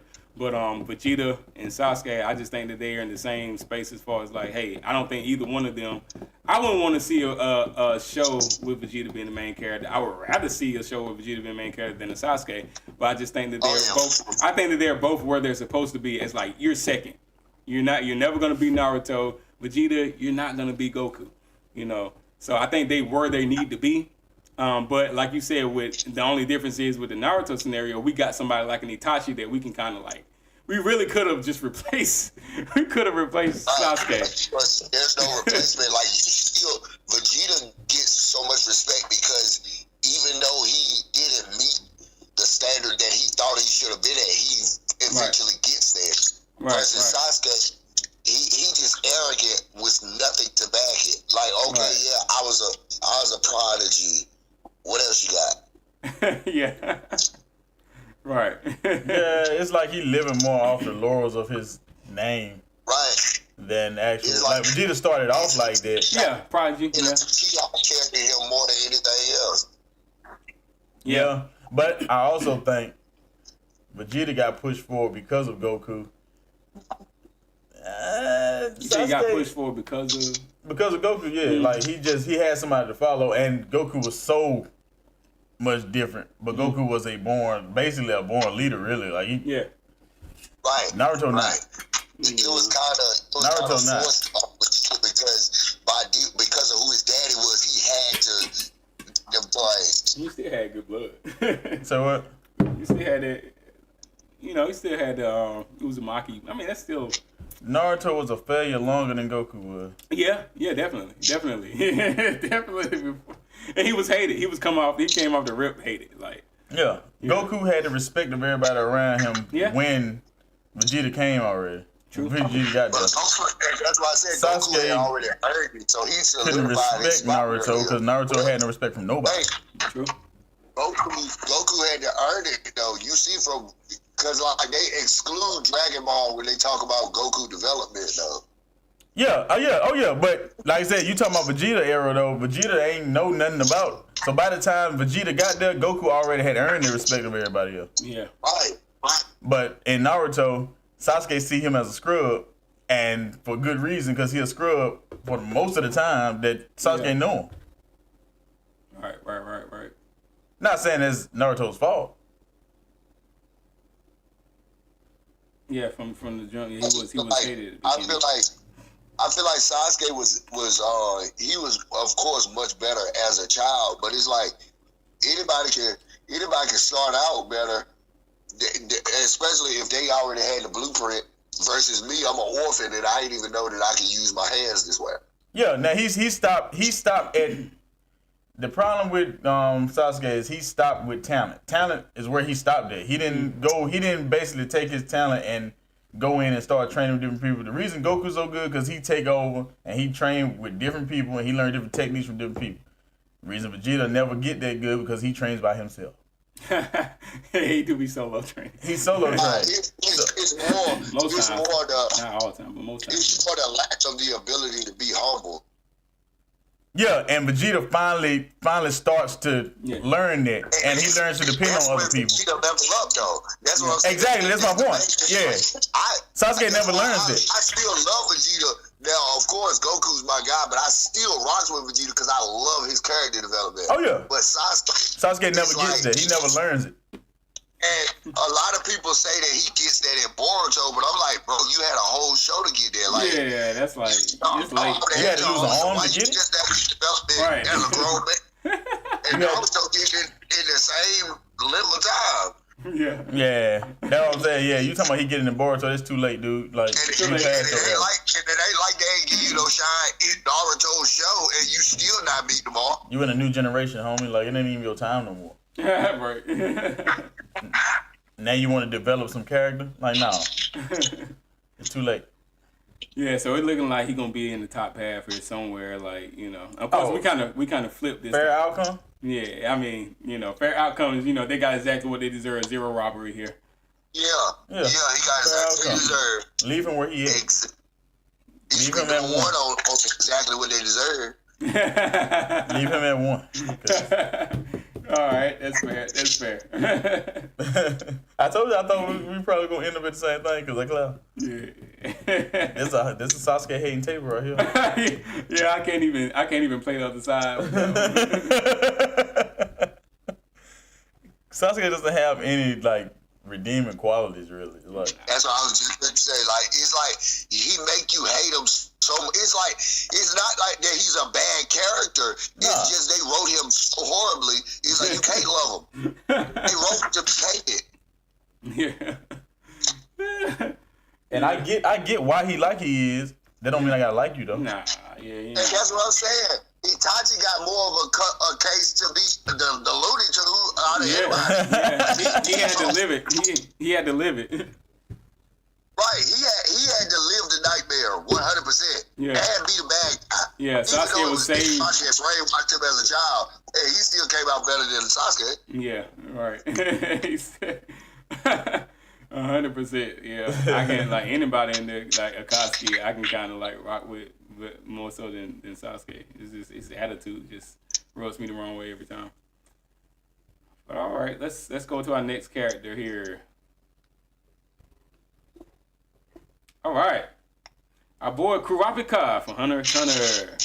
Oh God. I watched the Kurapika, but I feel like I like the story exactly how it is though. Okay, all right. You don't feel like the because he did take a missing. He did take a missing like for a while. He does, but it's like multiple arcs. You can tell he's getting exactly done what he was set out to do though. The reason he gone. It's like he ain't MIA and you just wondered if he's still alive. You know, 9 times out of 10, Kurapika out there handling business because he's super calculated, and I feel like that's the route they went with Kurapika is how they should have done Sasuke character, and he would have been a more lovable character. Yeah, I feel like he could have went away to handle his demons versus like, and then you come back and he good. Like when you come back, he good. Right. So that's like he robbed with reason. Like we don't see you develop, but you develop and we get to respect you when you come back. Right. Yeah, I just think after the I can't even remember exactly what. Yeah, it's been a while since I watched Hunter x Hunter. Did he? When he old boy from the Spider Squad. Say what? When he crushed the old dude with the chains. Yeah. Because then, I do remember all that. But was everything resolved after that, or did he still? No, I think it was more like. Because that was early on. I don't think he was as bloodlusted as he was after that one moment. Yeah, but he still had like. a lot more humble, but I feel like he still had that darkness in him, like where he just can't let go. Yeah. So I don't know if everything was resolved, because like I said, he took such a missing, and you didn't even really see him interact with Gon and Killua and them for a while. Mm-hmm. Him, Kurapika, and Leorio. It's like Leorio, him too. I forget why they split. But it was a specific reason why they had split, though. I just can't remember. Yeah, me too. I would have to go back and watch and see, because I'm definitely drawing the blank with that. I give him a 6. Like you said, a 6, raw with reason. Yeah. Strong art, yeah. Fall down, push away, still feels unfair. Because I wanted to see more of Kurapika. Like during the show, he was one of my favorites, like of the squad. They couldn't, because they had to show more Gon. But I was fine seeing Killua,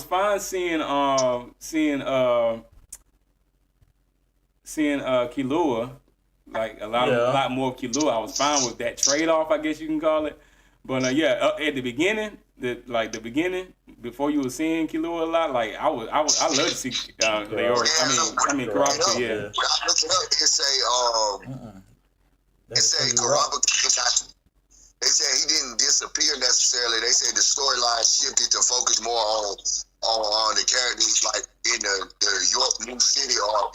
Because they said Kurapika was actively pursuing his personal mission of reclaiming the stolen Scarlet Eyes. Right. Yep, I remember. Yep, he was trying to get the eyes or whatever. Yeah, and I'm just trying to figure if he actually, when he came back, did he finish off? Did he finish his mission, or was it still like unresolved? But yeah, they said it was deliberate. Like they reduced his role. Yeah. For T'Challa and Chimera and Orcs. Right. Yeah, you didn't see him. To allow more focus on Gon and Killua's development, which was really Killua's development, because Gon just crashed out. So. They had to show you rock, man. And that's why I feel people were like, man, we could have got a lot more Kurapika. Like, so they feel like. I understand where Joe's coming from right there, because I'd have taken however much Kurapika they had over anything with Gon in that Chimera Air. Yeah, really. They said y'all gonna watch him. Yeah, because I'm like, man, like, damn, was Kurapika in the Chimera Air? Like, dang. Yeah, I'm like, dude, maybe we had some like side panels of him doing his thing or wherever, but I don't really like. Yeah, Gon was so bad then that it made you look for the side characters. Yeah, honestly, that is a fair take. So y'all think you said 6, Chris? I said 6, but yeah, sound like y'all want to go somewhere else with it. Nah, I mean, I don't know. Yeah. It definitely wouldn't have hurt the show to have more Kurapika in it. Yeah. So let's go back through. So of course I wouldn't put it all the way down, but let's go back through. So of course 2 could have been more, right? Not terrible, just left a little bit too much on the table. Minor miss, good promise, small payoff. It stings but not tragic. Just didn't finish. They were building towards something, never quite got there. 5 is respectable loss. They were great, but the story clearly favored someone else. And then 6 is robbed with reason, strong art, but their downfall or push away still feels unfair. I think somewhere in there is probably 5. It's somewhere around where Chris was saying. Because really, it's like, dang, so much potential. Just like clearly wanted to follow somebody else. Like, yeah, I think I can agree with that, because respectable losses, they were great, but the story clearly favored someone else, and as we discussed, that someone else favored the wrong person they did. So. All right, it was Gon. Yep. But they clearly favor, in favor of Gon. It's like you just read from your end, Ty, like the story had to progress Killua and Gon, so they kind of kicked him for a second. Yeah, so y'all be good with 5? Yeah, I'm good with 5. All right, cool. All right, let's move on to our next character. Talk about this one too.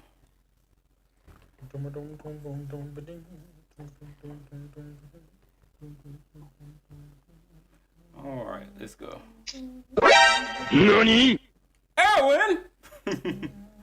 Not Erwin Smith. Good God. We talked about him a little earlier as well, so what y'all thinking about Erwin Smith? Erwini over there. A boy that got what you call it? What you call him? The Stone? Stonewall Jackson. Stonewall Jackson. Yeah. That Joker got smacked in the face with that rock. I was like, that's it. Yeah, the most and his horse. Intelligent, calculated leader in the series. What was that? It didn't really do nothing for me when he got destroyed. It's like you kind of signed for it,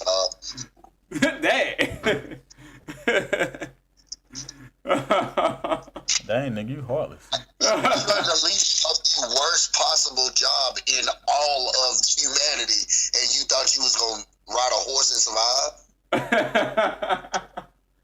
I think. Well, nah, he knew he wasn't gonna survive, but he was just giving his men something to fight for. He was like, don't just die like just laying there. Yeah, because we gonna die anyway. He knew they was gonna die, and he knew it was a suicide mission. But right, so it's like I really couldn't feel bad because it's like they know it just like I know it. It's curtains for this group, so it's like I like that they went out gangster. Like they didn't cry about that's the point. It's like they went out like the 300 in my mind. Oh yeah, when they was up. So it's like I can't do nothing but respect it. But it's like I don't really feel bad because it's like they signed up for that. Yeah, the only thing I'll say, like, first of all, his "Give Your Heart" speech, like, it shook the whole anime world. Like, his speech was like on 100. You got to give us. Yeah, I wanted to ride with them and then maybe bear off halfway through or something and turn it around. But yeah, I wanted to start off running with them. They would have made me leave with them. There's nothing. But the only thing I'd say robbery wise is that he was robbed of his dream of finding the truth because he was one of the main people that was like, we need to find out what's going on. Yeah, he won't content just like living that life. He wanted to find the truth, and he got robbed of that. Obviously, being frontline, being the leader that he was. Yeah, he got robbed of it, and it's like right before. Right after that, I mean, they end up finding out, like, it make you hate the military more. Yeah. For me, it made me feel like, okay, it wasn't suicide, but it's like you can't even call it sacrifice. It was a massacre regardless. but it's like at least he served a purpose somewhat because it's like they still get to the bottom of what's going on. So you gotta take your hats off to the group that was like, cannon fodder for the moment. And then Levi comes out and just demolishes just to be like, what the? Late, like, nigga. Like, you had to got there before his little, and like, I get, it's the sense of loyalty that he had and the sense of pride that he had and the sense of daggone duty that this man showed that make you feel for him. Because, like, you're going to die. All your men going to die. And you're leading them to their death. So the guilt that you carry as you're riding out there and knowing every one of these men that's behind me going to die. Yeah. And they're here because I'm their leader and I'm leading them to their death. Yeah. For sure. And then his sacrifice, it means nothing. It leads to a weaker leader because you get Armin. We replaced Erwin with Armin. Exactly. Like, and I don't think that was a good trade-off. I think these could have probably been a little better if they had Erwin versus Armin. Because Erwin would have eventually be like, he probably would have gotten the Colossal. Oh, the Colossal. Yeah, Erwin probably would have gotten the Colossal Titan versus, Armin getting the Colossal. And then, we probably could have had a better outcome. What? Hold up. Because Levi had the Levi chose Armin, right? I think Levi chose Armin because Armin got fried, and then Levi was thinking. Levi choose him? Was it Levi? It was Aaron wanted. Aaron begged him to do it, I think. He got fried, and I thought that was Levi that had the vow that to turn Armin into gave him the what's the name? He might have gave him the fluid. But I think he was torn between using it on him or using. I feel like I might be getting that wrong. I felt like he was torn between using it on him or using it on Irwin. Irwin was dead. I can't remember. I feel like I remember him like being torn between using it on him. He won't gonna use it on him. Yeah. But I might have to. I had to go back and watch it again. But I know it was a decision between him and somebody else. Yeah, I just can't remember who it was. But, and they ended up giving it to him. Yeah, because I think he was like, "No, I want to say," but yeah. So I don't remember who it was. But either way, the reality is we got traded. Well, we traded Irwin for Armin. Yeah. And if you cool with Armin being, it is what it is. But Armin second gets still too much. The story was written to have Armin replace Irwin. That's just what happened. And I think if Irwin was had lived, I think things would have been a little bit different. But Irwin wanted Armin to replace him. Only thing is, Armin has a disposition to second guess himself. Right. Into so it wasn't gonna work. Exactly. He's not you. Yeah. His mind. Yeah. His analytical mind is there. His tactical mind is there. Yeah. But it don't help if you ain't gonna execute on what you're thinking. Right. Exactly. Yeah. And he takes too long to make a decision. Right. So that transition, I'm like, I just think even later on in the story when they grew up and stuff and they're doing things, and I'm like, the way the story went and how the Jaegerists and all, I think it would have went a lot different with Irwin being the leader. Irwin would have made the call to kill a bunch of folks. Yeah, probably. Like without hesitation. The Jaegerists would not have grown to the strength that they did, I don't think, with Irwin. I don't know. But then he might have been second hand with Aaron, and them jokers would have killed a bunch of people a whole lot sooner. Yeah, if he had found out the truth. And that's the thing, we don't know since Aaron never found out the truth. Exactly. We don't know what he would have, like, we can speculate, what Aaron would have chosen to do, but rumble. I think he would have rumbled. You think he would have rumbled? Oh yeah. Think Aaron would have rumbled? I think he would have. I don't know, cause I don't know, cause I think him and Armin's minds are similar. Like you said, I just think he just doesn't execute. So I don't know. I don't know if he would have rumbled or not. But we'll never know. So what we thinking, man? I don't know. I think it was to me. Since I don't know. What are y'all thinking? Criminal undercut. Undercut. Built momentum, and then the story yanked the spotlight away. You think so? I think that's fine. Or you think something lower? Or say what? You talking about for who? For Irwin. I think you said it didn't change much for you, so you probably thinking a little higher on the scale. It didn't change nothing for nobody. I mean, we got Aaron was a threat to the establishment, and they killed him. That's what happened. He was a threat to the higher ups that knew what was going on. He was looking, he was digging too much, and they killed him. Not changes. Like, when you think about this, you gotta think about, like, as far as robbery, it's like it gotta be a character that if you take about the story don't make sense no more at all for this scenario. And you could have replaced him with literally anyone. No, I don't think you could have. For the story's sake, I don't think you could have used him, took him for anybody, because the reason they killed him off. You could have dainty little girl out there. Oh, dang. Come but on. that's the point. The reason he died, you gotta look at the reason why he's dead. The reason why he's dead is because the kings and all of them that was in the higher ups knew what the deal was, and he was looking and making too much of an issue. Yeah, he was asking too many questions, so they had him go out there and they killed him. Yeah, kind of like Uriah the Hittite. Yeah. But that's an expected thing in most anime. Look at Hughes in Full Metal Alchemist. Yeah. Like, it's the same exact thing. You loved Hughes. You knew he was working towards what everybody felt was right. He actually found the truth. And he got off in the process. You plug any other person in there, you're gonna feel the same way about the character because they dealing with the same adversity. That's why I don't see it as that big a hit, because you plug anybody in that exact scenario following the same steps. But they ain't following the steps. Yeah, because Hughes is like.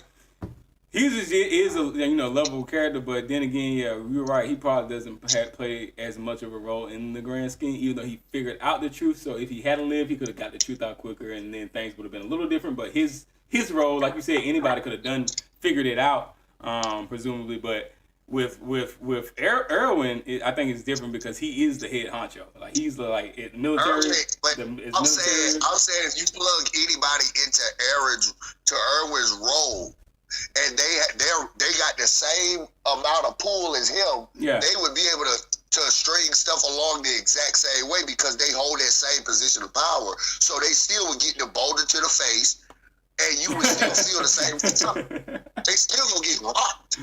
So it's like, regardless of who it is plugged in that spot, the story gonna continue to progress. You still gonna feel a way about that exact character because they still getting the boulder to the face. So you don't think it would have been different if Erwin was in the role versus Armin? You don't think anything would have played out differently than it did after Erwin's death? I feel like Armin. I feel like it would have been even more emotional with Armin because he's a coward, and for him to have a speech like that with his level of cowardice, you would have felt even more for the Horseman in that one scenario. Everybody else is like, oh. Okay. But I think it would have had a lower impact on the story if it had been him though, because he don't do nothing. But that's what I'm saying. I'm saying plugging Armin in, you have to give him all the same feats you gave Erwin. And he might have did it more like a coward and still scarily went around and got all the same. I don't have to give him all them feats because he ain't Erwin. After Erwin. That's what I'm saying. After Erwin's death, the story. If Erwin hadn't died, the story would have been totally different. That's what I'm suggesting. Like, that Erwin's death. And with Armin, I don't think the story would have changed that much if Armin had died early. I'm saying Armin in the Armin competition he was there. I'm saying, I was just saying from our argument about like just where Erwin was positioned. Right. If Erwin anybody, died, I would have been more excited than anybody because I hate Armin. I can't even give you a legit take on that from my perspective because I wanted Armin to die from the beginning. It's like, I'm definitely biased on that one, so I can't go. Armin was cooked the second I see his haircut. Dang, dude. Not the haircut. It was like, I never liked Armin. It's like, another one of those. It's like, think about it now. He's pretty much Thorfinn with no battle IQ. Dang. Wow.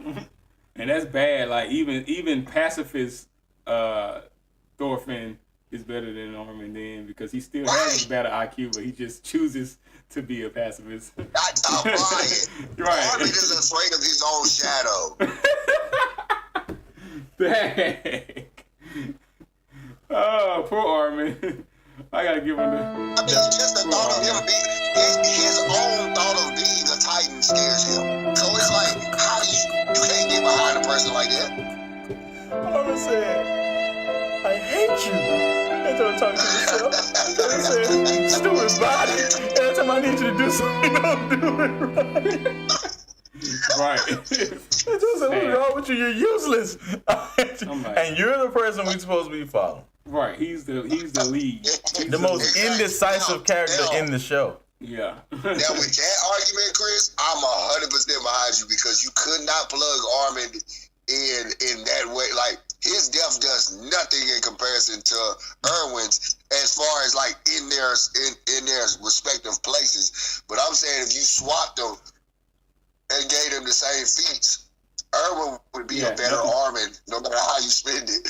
Yeah. That's true. A better replacement. That's true. It would have been a better replacement. You can plug Erwin into any other scenario, and he's the perfect fit because of the style character he is. Yeah. Armin could have only done what he did because he was too much of a coward for literally everything else. Unless he accidentally shot Potato Girl. Dang. And that would have been from dropping his gun when he running and ducked the hide. Dang. Right. Yeah. So yeah, I don't know. What do you think about Fort? Because that's just didn't finish. Right. They were building towards something and never quite got there. It's like. Yeah, I feel like he had momentum on his side for sure. Yeah. I can give him that because he definitely he was figuring out. He had you low key feeling like, man, I wish I could come through like Levi and take care of business for him because they really got me inspired right now. But I mean, they sure cut him short. It was kind of like Glory. They knew when they ran over that hill with the problems. Yeah. So it's like I don't know. It Glory. I guess you can't really call it. Yeah, it's expected. I can definitely agree with it because I can agree with Chris because you got to respect the unction to actually still go through with it, even though you know it's inevitable. Yeah. So I can side with that one. It's just when you put Armin into the equation, it's hard for me to give him anything but 5. You said 7. I was saying 7 from a standpoint of the storyline. I don't know if we're looking at it from this, like we're looking at it from as like a character, or we're looking at it from like somebody just looking at the show. I don't know as a whole. How we looking I at was thinking the whole, like for everybody, just like any angle we could really position it from, lost from any angle. I look at Erwin as robbed with reason, because I feel like it takes away from development of other characters because Erwin already that guy at that point. So it's like he's robbed with reason because he was like kind of a catalyst at a point, and it's like you wipe him away, now somebody got to replace him and fill that void. So it's like it helped develop. And that's why it was such a defining moment, and that's why I can't remember who. I know it was Levi. He was struggling with giving it to him for a reason because I think it was another person that he was thinking about. As far as giving that ability, it was a defining point in the show because we were like, I can't remember. I just remember thinking like, what is he gonna choose? So yeah, if it was just anybody, any old person, then it probably wouldn't matter and it wouldn't be as much tension at that point. But because it was Erwin, I think it did matter. So yeah, Rob with reason. It's like strong art, but their downfall or push away still feels unfair. It did kind of feel like dang, they done took a key factor away from and then we kind of all felt like him because like throughout AOT season 1, 2, 3, we trying to figure out what's going on, and Erwin is one of the key people lead people figuring things out. So it's like you rooting for him, and then they take him away. And it's like dang, and then once right after that, not long after that, you start finding everything out. You like it hit me the same way as Hughes because I feel like right when you feel like that person is about to do something that's about to turn the tides, they get wiped out. Exactly. Hughes is really a perfect example when you think about it. So yeah, like what do you think? 6 is good. You want to rock with 6? Yeah, I'm cool with 6. Like, and that's why I said I can understand Chris' argument for 7 though. But yeah, I lean more towards 6. Yeah. All right. Let's go see. We got 2 swaps anyway. So all right, let's go. That's good. That was a good one. Let's go to our next character.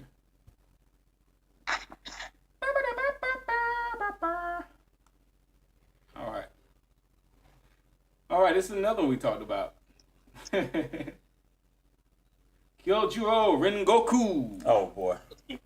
I'm the Demon Slayer. Oh boy.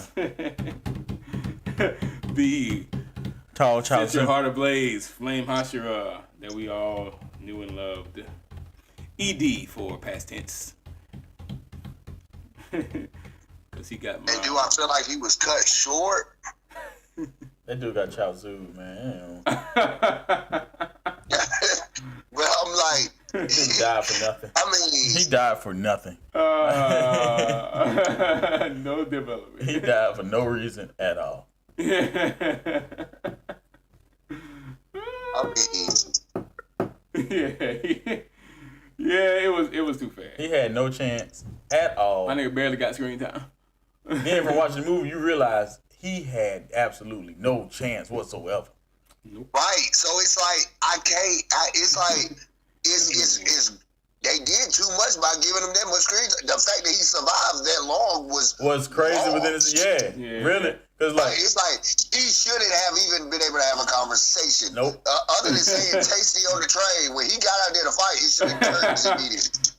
Like that's so your total absolute opposite matchup. Akaza is like fighting spirit is how I evade. So it's like there shouldn't have been a Mugen train. Everybody should be dead. Like realistically. And Rengoku's whole came thing to play. He did not come to complete a task. He came to play. And that's why I think, and that's why I just say, me personally, the way they introduced Rengoku is what made it bad. If they really introduced him as like he's just some random side character that you're never going to see again, he felt like a clown to me though. Like from the jump, I just looked at him like a clown. Like for some reason I couldn't respect him. I felt like he was gonna die fast. He gave me Yamcha vibes. Nah, but Yamcha was daggone arrogant and annoying. Like Yamcha was funny though. Rengoku Yamcha was like hilarious to me. He was hilarious. He always got body. Yamcha was hilarious, but Yamcha was hilarious for another reason because you wanted Yamcha to lose because of his attitude. Yeah. Right. You never saw him as like a mentor. Tanjiro was looking at him like a mentor. But the way his character was so happy, joy, I'm like, yeah, they go off this dude quick because he's too lovable. Yeah, he definitely was good. And he was so lovable, I thought he was going to be a staple. Yeah, because they presented him as a mentor. They presented him as one of the strongest They made you do nothing but love him too much, too fast. So it's like, I don't know if dude gonna survive. Cause it's like See you had your guard up. I ain't had my guard up. I fell for it. I was like, yeah, man, Rengoku, he's gonna be that dude. That's why I said it was like a too good to be true moment for me. Cause I'm like, man, this dude, he kind of an awesome character. Like, nah, they ain't gonna let him live. Cause like me, I really saw like a lot of the earlier Dragon Ball. I loved Captain Ginyu because he was super arrogant and he will do anything to win. CJ so just got finished watching it today. He just got past when Ginyu got turned to that frog. Dude, I loved that whole arc. Like, I loved everything about the Ginyu Force. They were hilarious to me. And then to know they're all named after cheeses and different stuff like that, it's like, dude, this is hilarious. Like, they're comical to me. And then when I looked at Rengoku, it's like he's just a lovable, goofy character. Like, you can tell he's not going to be that main guy. So it's like, he probably ain't going to last too long because he really is like, you have nothing to go off of. Like, okay, yeah, he's a Hashira, I think, and he loves to eat.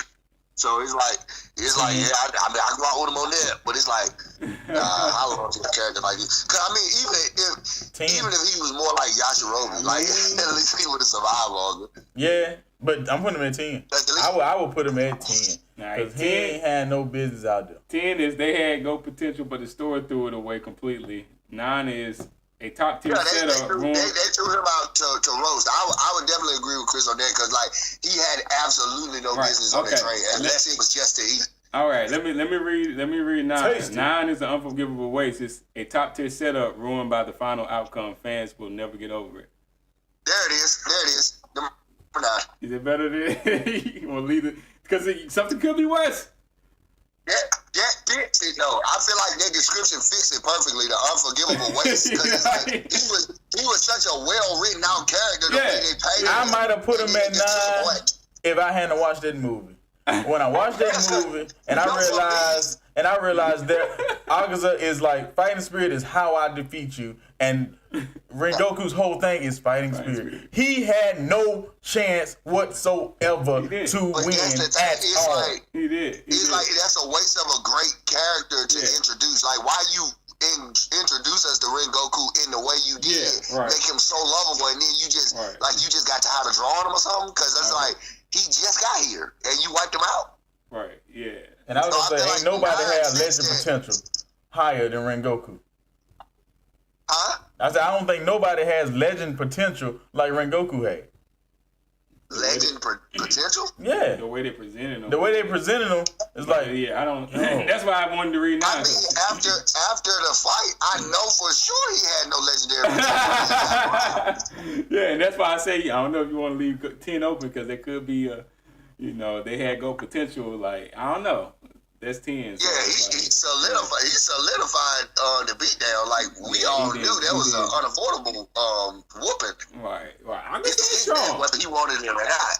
So it's like I can say unforgivable because they souped him up to be like his end all be all. Yeah, and I think this one fans will never get over it. Like it was just. They ain't gonna ever let that hurt go because it's like he set their heart ablaze and then they put the fire out. Yeah, I don't think fans will ever get over this one. Yeah, but if you still say 10, like I don't know, y'all gonna have to battle that one. I mean, I feel 9. I can go with 9. I say it's unforgivable. I don't think it's the worst of the worst though. I feel 9, but just like you talking about, like forgetting it. I feel more sorry for Tingen's on. But no, I mean, Tigger still got all 3 of his ladies though, so you can't feel bad for Tigger at all. Oh yeah, that's what you know. He's still weak. He's still weak. He's still alive to He's win. still alive. He's still alive. And he got to. He's still alive. I don't even know if Rengoku ever had one. Probably not. He probably never had one in his life, but he still got wiped out the map. Right. We'll go with 9. Yeah. Rengoku probably ain't never had one. We'll go with 9. Poor Rengoku. He ain't never tasted and seen how. We'll go with 9. Y'all done took him out legend status now.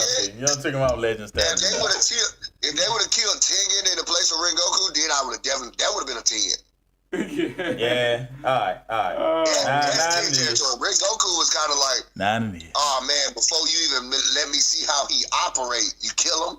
Right, yeah. Yeah. All right. Unfair. That's cool. We'll go with 9. All right, unforgivable way. Let's go. All right, let's go to our next one. Now, we went to this verse, but I don't know if y'all would have expected this one. This is another one that usually doesn't really get talked about, but I thought it would be interesting to have the conversation. One Piece verse. We went through the One Piece verse pretty hard at the beginning, but we didn't name this character. Okay. This is a beloved character. Okay. Crazy Devil Fruit. He said now that would have been a good one. Oh, that would have been a good one. I ain't even thinking that one. That would have been a very good one. All right, y'all seeing who I'm pulling up here now. Yeah. Oh. Bon Clay would have been better. I like Law. I feel like they did kind of do Law a disservice because his ability is broken. Game breaking Devil Fruit. What are we talking about now? This something I can't talk about? Even the breakdown of how he utilizes it. You don't think his Devil Fruit is like? I don't think he lost nothing though. You don't think his Devil Fruit is OP, even though the name is literally OP? No. Like Chris, like when you fully understand all that Law has in his bag, they doing him a disservice on the entire show. That's what I'm saying. I don't know. That's what I'm saying. The more you watch, as long as Law is involved in what you watch, I promise you, you'll be like, dude, there's no way this is like Law has too many levels to his abilities to just be getting. The biggest thing I saw him do was lose in Dressrosa. I don't know. But now he was out, like he has no. He doesn't have command of his ability the way Dofi do. Dofi is like a demon. That's what I know. So it's like it's just different. So but I guess so. This is something that I ain't got to yet. I mean, not right. That's what I said. Kind of. Overall, I can't have this conversation. So I'm gonna cut my earbud. I'm gonna cut this off, and I'm gonna let y'all talk. You can have. I'm gonna let y'all talk. I'm gonna let y'all talk. I'm gonna give you some water. I'm gonna let y'all talk. It ain't nothing that we gotta explain, but it's more like once you fully know what Law capable of, it's like you know they're doing him dirty. Like why would you give him so much and then you underutilize it? Right. Yeah. And you seen his flashbacks, a lot of his flashbacks, right? Of how his backstory. Right. I see it all. So it's like with Cortisone. Yeah. So you know he has like his story has great potential. Oh yeah. But have you really seen him do anything like major? Like he's supposed to be him and the Straw Hats are like they are linked up, right? They pretty much got a coup d'etat going on. Yeah. But then you gotta figure out who he really is out of all of it. Like who he really is a whole nother mystery. Like the lore for Law alone is like, dang, he can have a spinoff. Yeah, really, exactly. Because he really got a deep story, and it's like, dang, you would have thought he was one of the straw hats the way they talk about him. Right. Cause me, I would put his story. I would say he's like the male equivalent to Robin's story in a way. Cause it's like exactly. he got to deal. It's like he got to deal with a whole lot, and then it's like he's got to hide certain parts of himself and who he really is and where his lineage really come from just to stay alive long enough to survive, even though he was projected to make it past 10 because he was sickly. So it's like, hey. Right. But the utilization of him is like to a minimum, and it's just unfair. And then it's like when you intertwine the celestial dragon part of it, like with Dofi's brother, like from them being from their actual lineage, and then that's who really looking out for him is somebody that was like, I feel like his brother was more of a true celestial than Dofi was. Dofi was just the more that arrogant. I'm entitled to this type thing. I demand it versus. This is something that I have, and I'm freely giving it type thing. Dofi was just like, no, I'm in charge and I operate everything. But I feel like the gripe that Law had with Dofi was, of course, legit. But they had to let Dofi wash him like that. No. It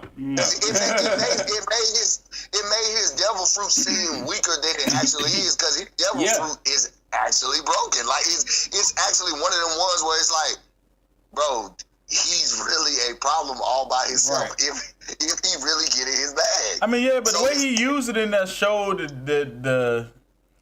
showed like some of the distance of his power in there, because like he was distracted to have to fight. That's the thing. Law is a surgeon. So he's very particular with everything he do.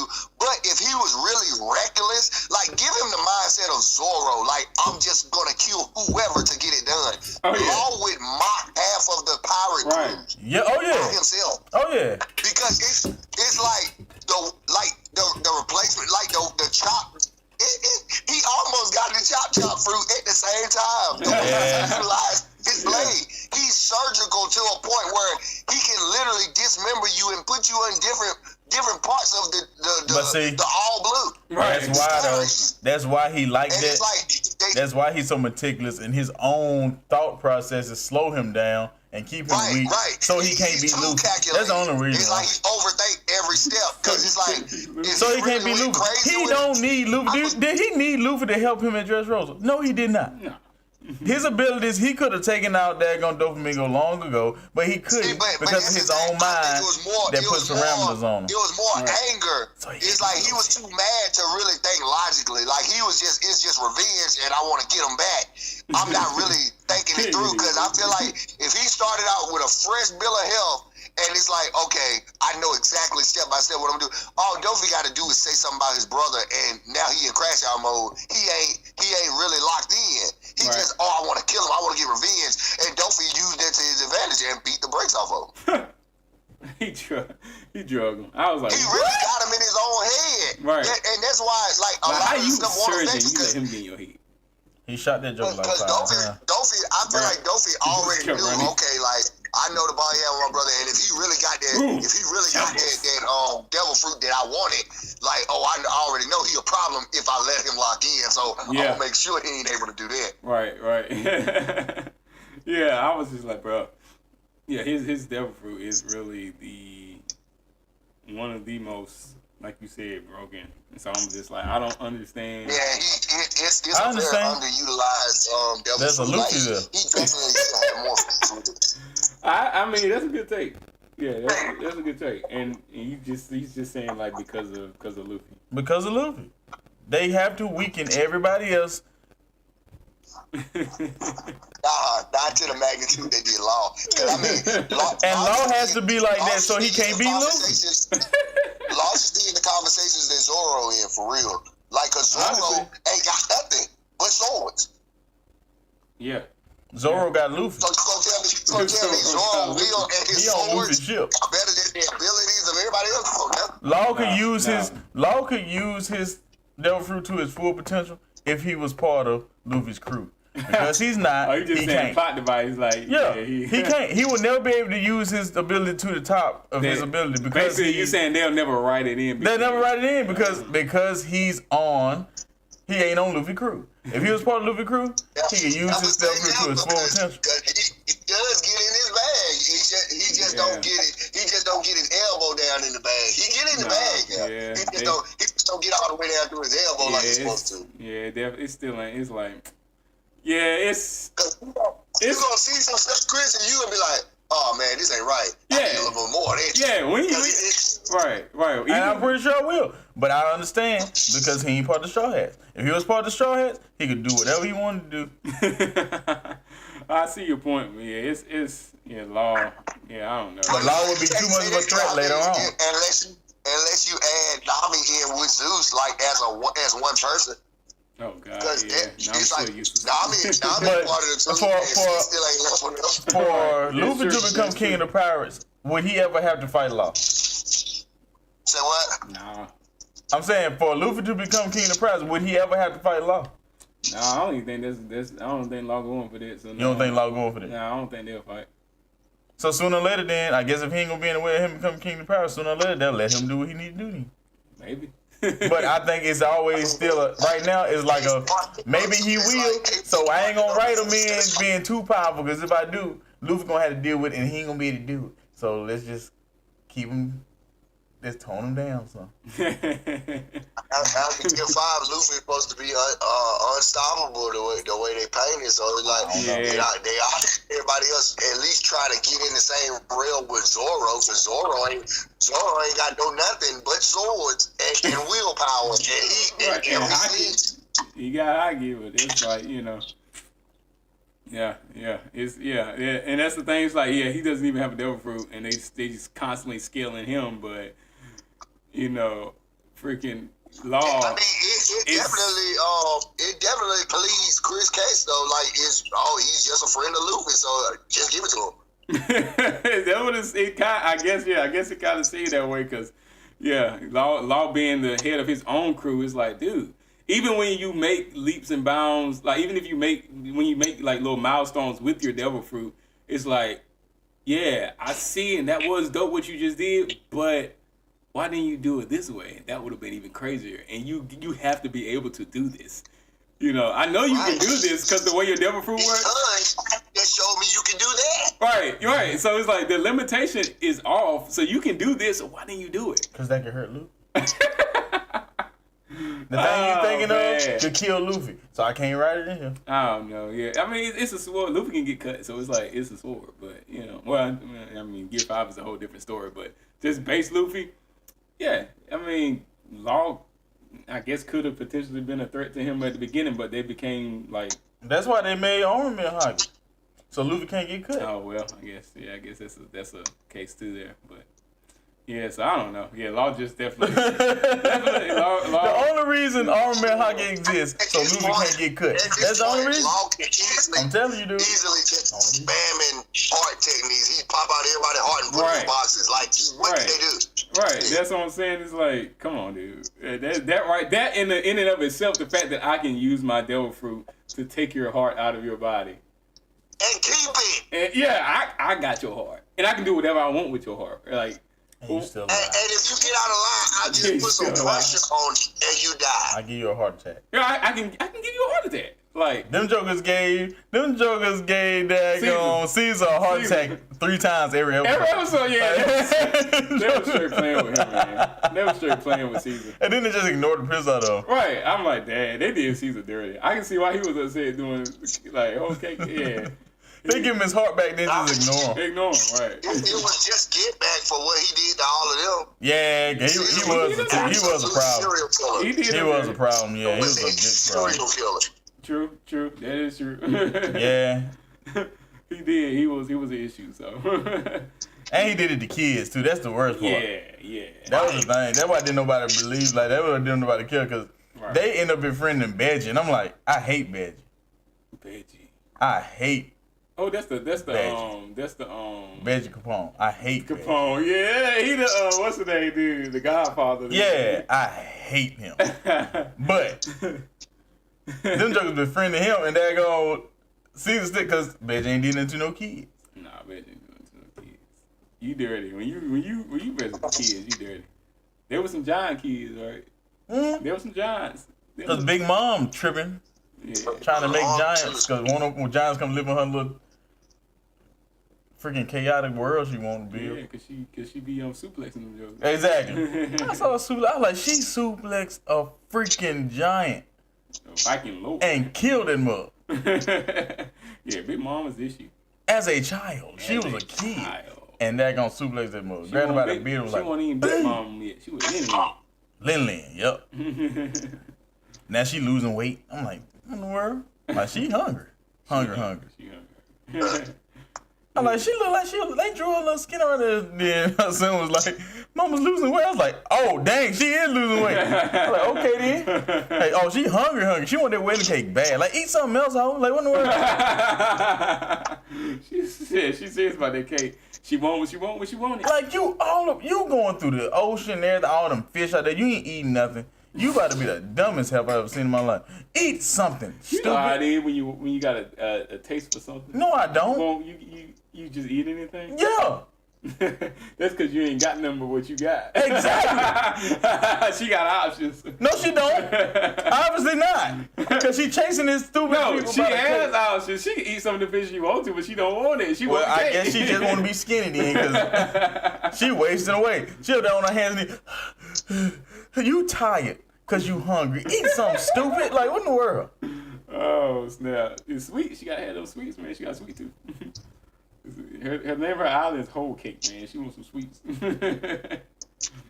Man, you better be the dumbest crazy emperor I've seen in my life. You just there chasing Luffy. He ain't even got nothing. He ain't got that. And you chase him for a freaking cake that don't exist. She on murder. Wasting away. She want to murder too. Because you ain't ate in 8 hours. He said her hunger pains been going on for 8 hours. She done lost 300 pounds in 8 hours. Oh man, that was wild though. I do remember that. Like, what in the world? I'm like, you know what? I'm watching To Your Eternity because it's helpful trip. Oh man, One Piece is funny. So what we gonna do? What we gonna do about law? What we thinking? What you got? We still got 2, 3, 4, 7, 8, and 10. All right. He could have been more if we want no Luffy though. Could have been more. It's not terrible. Just left a little too much on the table. 3 is minor miss. Good promise. Small payoff. It stings, but not tragic. 4, just didn't finish. They were building towards something and never quite got there. I give them 2. Of course, 7, criminal undercut, right? Built momentum, then story yanked it away from them. 8, major rivalry, peak potential, start way too soon. Could have changed the whole story. And of course, 10 is legend wasted. They had GOAT potential, but the story threw it away completely. You said 2? I don't know though. He got that potential. And they sure throw it away because Luffy though. Like, yeah, I mean, I'm just saying, I don't know. It's all because of Luffy, all I know. Oh no, what you think, Ty? We got anybody in the chat? Man, I really, let me see, let me look at the chart. Cause I feel like it's more of a wasted potential. I feel like it's a criminal undercut at least. Because he definitely ain't where he's supposed to be solely based off of his abilities alone. Because you don't even get to see him with full access of him. And then when he does, it's like, that's it. I was finna ask something, but I can't ask that because I'm like, does he even care? Like, does he care that what? About anything. Does Law care about anything? Yeah, because I mean, those you people gotta gone. know what his crew represent. His crew is more they're more saviors than anything. Like they really they try to have the tough guy look, but they're more like a group of surgeons and helpful. Like, yeah, but I'm saying it's like they got a giant heart. It's like they're really like a caring crew of people, but we'll beat you down too. Yeah, and they but still. I'm like after Doflamingo is like, But they still joined. They had an allegiance. They wanted to overthrow the emperors or whatever. So, yeah. They still had that. True. They still had that goal. True that. They kind of like a super mild version of the revolutionary. Yeah, I guess so. True. Yeah, so that, right. They still want to overthrow them. They got firepower at all. But yeah, like the criminal undercut is that, they built the momentum, which they did just alone by showing his devil fruit. And then they said in the story yanked the spotlight away in a sense, because you're like, and that is true, because, doing Dressrosa, they kind of built him up. They gave all too much shine for him to be just an okay character. I ain't seen him no more. Oh, you ain't seen him more at all, right? He went there and he met up with daggone, what's his name? The little Beppo and them when they went to Zoe. Zoe, yeah. And that's the last time I saw him. Good guy. In Zoe. Yeah, see, yeah. And then they went to Whole Cake, and I ain't seen them no more. Right. Yeah, so we can, I think. And they over there with an emperor now. You want to overthrow some emperors? She an emperor. You ain't go with Luffy then. Right. You stayed in Zoe. All right, I can't remember what his reason was. It's been too long ago. No, well, he went down there when they met the what's the name? So I think he went to Wano. Ah, gotcha.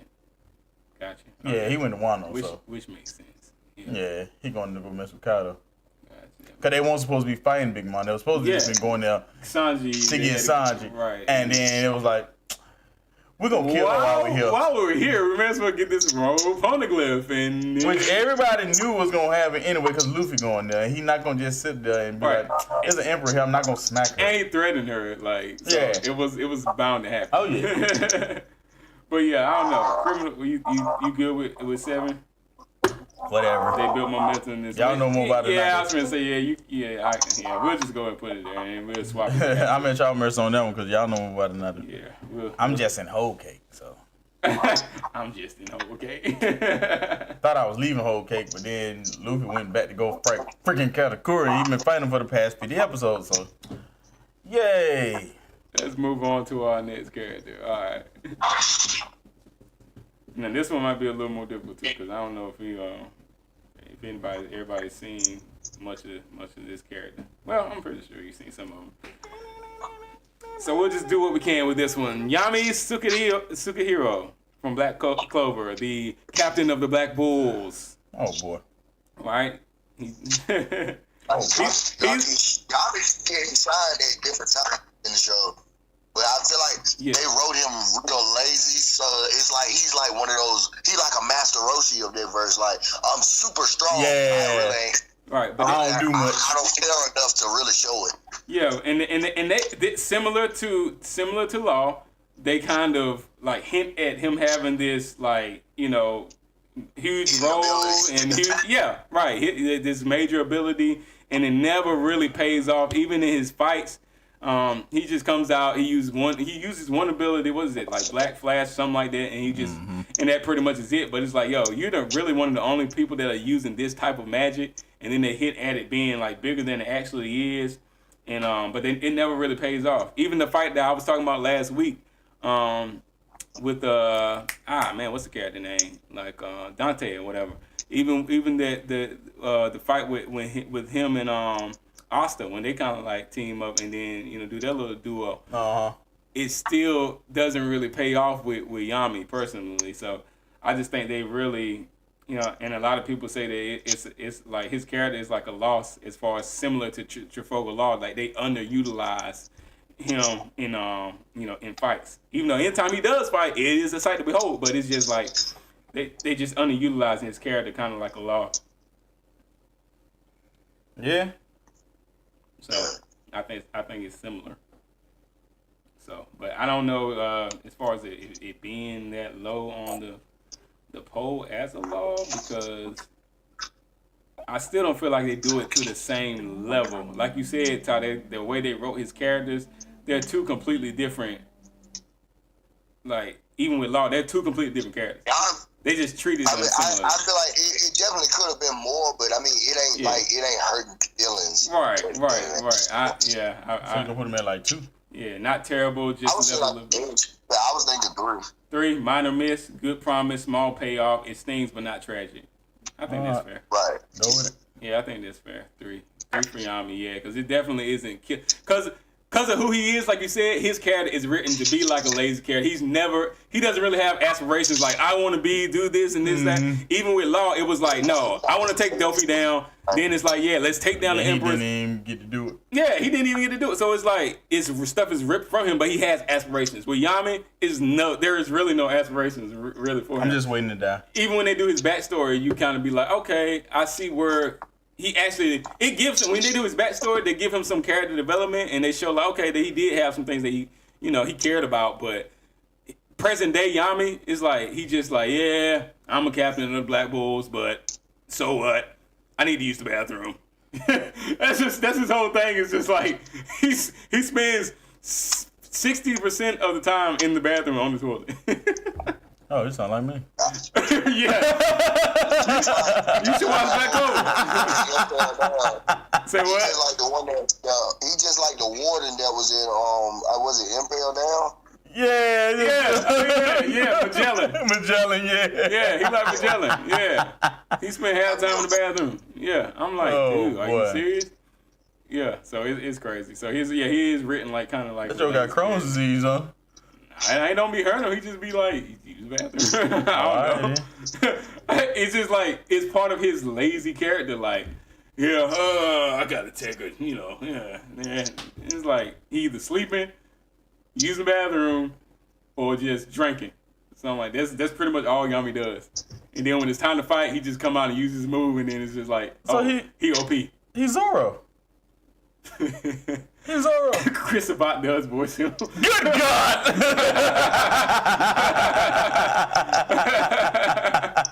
Yeah, that's crazy. Oh, snap. That's all Zoro do. Zoro stay drunk or lost. Sleep. Yeah. And then he come out, swings the swords around. Yeah. And then he gone again. Yeah, he is basically, I guess, yeah. Zoro don't do nothing. I guess that's probably why they got Chris to voice him. What does Zoro do as first mate? Like, what does he do? But sleep and get lost and drink.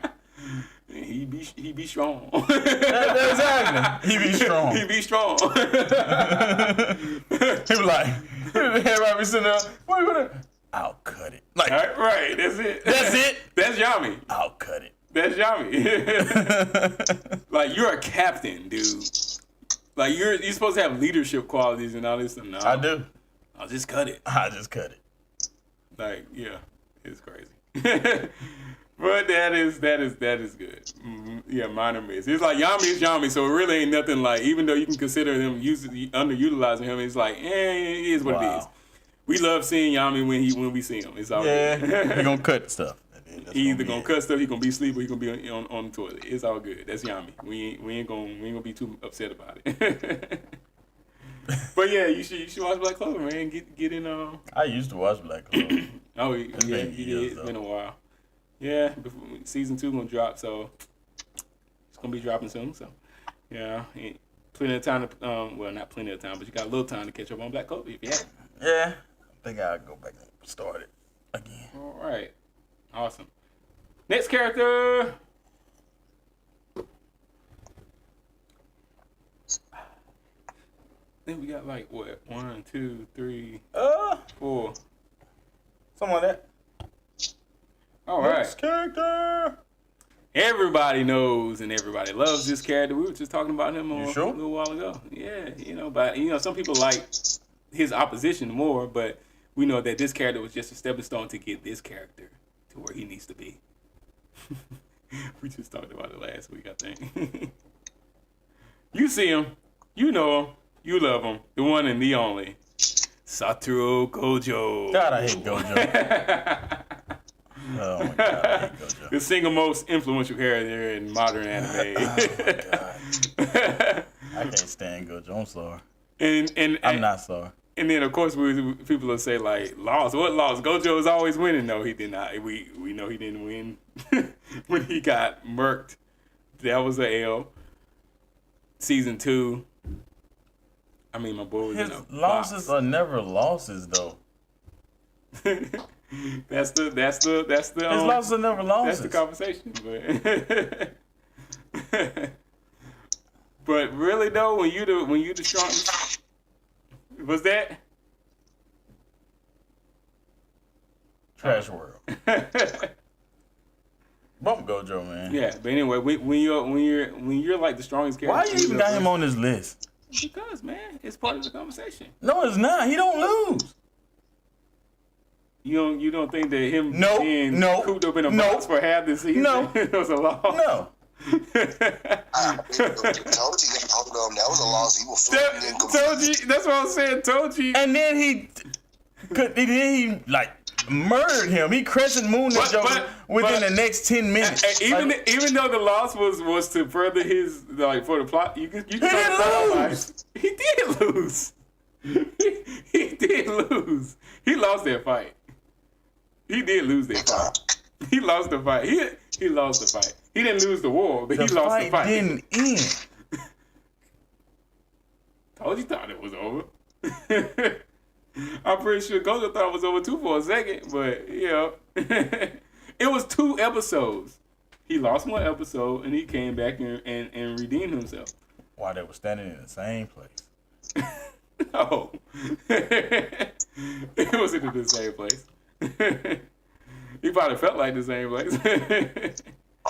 But yeah, he came back, man. He came back, but it was a loss. It was a loss, nonetheless. But even if you don't feel like season 2, him being trapped in the box was a loss. And we ain't got to talk about the manga. Not everybody knows how it ends, but so we ain't even got to go there yet because it hasn't been animated yet. But Gojo loses. He lost. I mean, like, I even consider the box a loss, like, because he was going in and then, I mean, the strongest character in this verse getting boxed, that's a loss for him. That's a loss for him. That ain't supposed to happen. He literally got backed up. Right, like that's not supposed to happen. They put him in a box, dude. He got sealed. That's always like, all right, y'all didn't see how you had like Madara, No. See how you do that? You said he got sealed. When you say Madara got sealed, you don't do that. I'm just saying, don't do this. Anytime you don't do this. I do this. Anytime you seal some, that I'm saying. Only reason you finna do it now because I said something. No. Anytime you have to seal a character, it's BS. It's like they were just so powerful, so you couldn't beat them. You really couldn't beat them, so you had to seal them away. It still counts as an L because they can't do anything.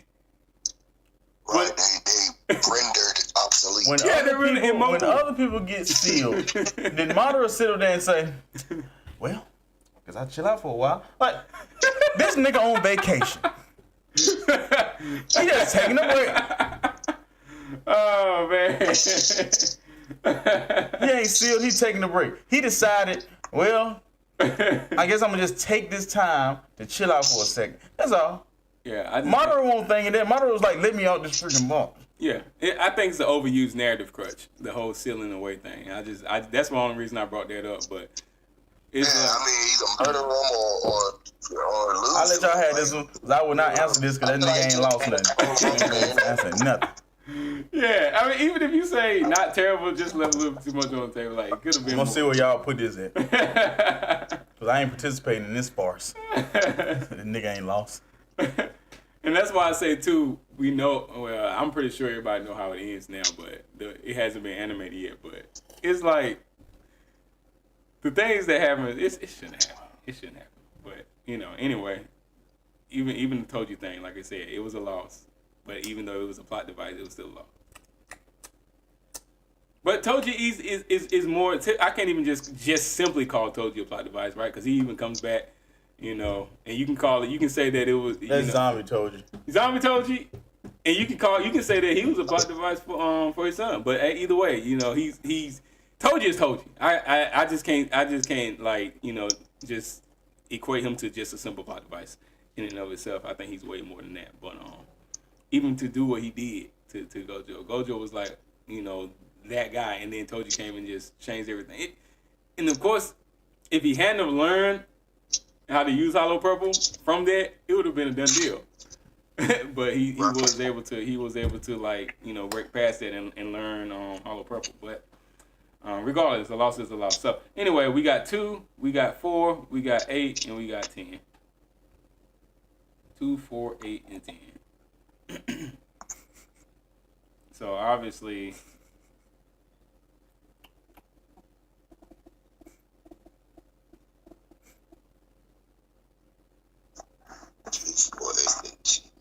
2, 4. Let me go back up. Let me scroll back up to 2 and 4. Because 8 and it's a little too like the 8 and 10 is like could be leave for the other ones. But 2 or 4 are the levels, are the lower levels. So 2 could have been more, not terrible, just left a little too much on the table. 4 is just didn't finish. They were building towards something and never quite got there. And I think where we are now in the story with him being sealed away, do y'all know how the story progresses? Mm-mm. You don't say that. What is it? You doing something stupid. Like somebody raising cattle in here. Like somebody what? Raising cattle in here. That's been some bush. I knew he was doing so stupid. So that nigga lost. I knew he was doing so stupid.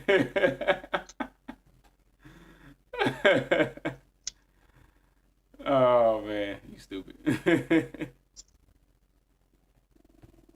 That nigga said Gojo lost something. He lost, man. He lost. He did lose. Where he is right now is a loss. And they on vacation. Okay.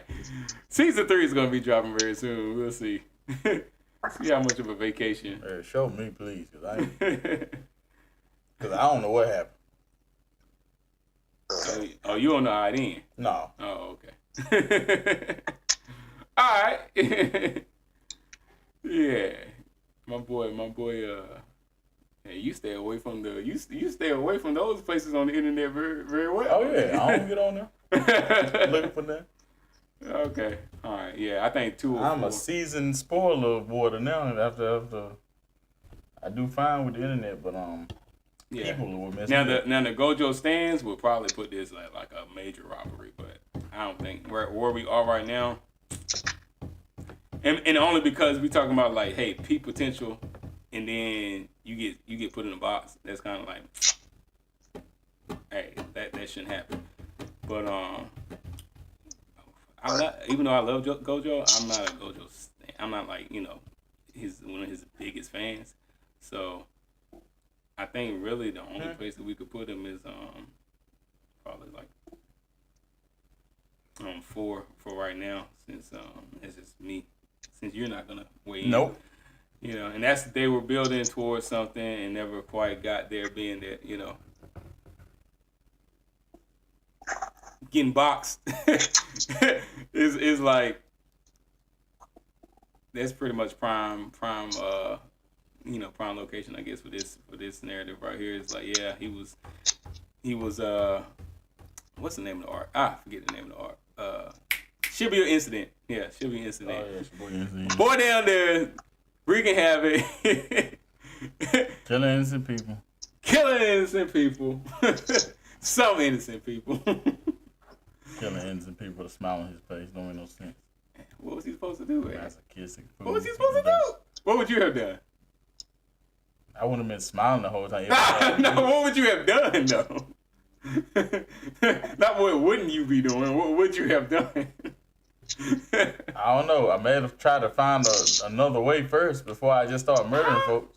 Okay. But he murdered people with a smile on his face. Like, he was happy. Just like you said. Just like you said. Sandbox and just start stomping on. And that's what a leader does, man. Just like you said, Erwin would have made the decision to kill quicker than Armin would. I can understand the decision being made. It's the bliss that's shown upon his face. Oh man! As he massacred millions of people. So we're obviously not gonna go 8 or 10. So in the town square. We're gonna put them. What we gonna put them? 2 or 4? I would say go on 4. 4. Okay, we're gonna hold them right here for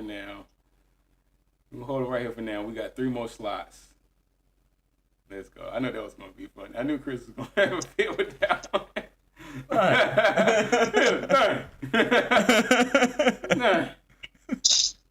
All right, so we got 1, 2, 3. Okay, cool. All right. 3. Uno, dos, tres, cuatro, cinco, seis. All right, this one we talked about a little earlier as well. Now we just talked about all of them now. Well, this is one of the ones that was on the poll. You're watching this with your son, so you're probably more familiar with it. To the world of DBZ. Teen Gohan from Dragon Ball Z. Oh yeah, my favorite variant of Gohan. I would say that's the disaster. That's peak Gohan right there. That's the what? That's 10 right there. That's the greatest disaster in anime history. Goes from savior to school meme. In like one. He goes from arc. savior to great sailman. There's not another protagonist. Great sailman.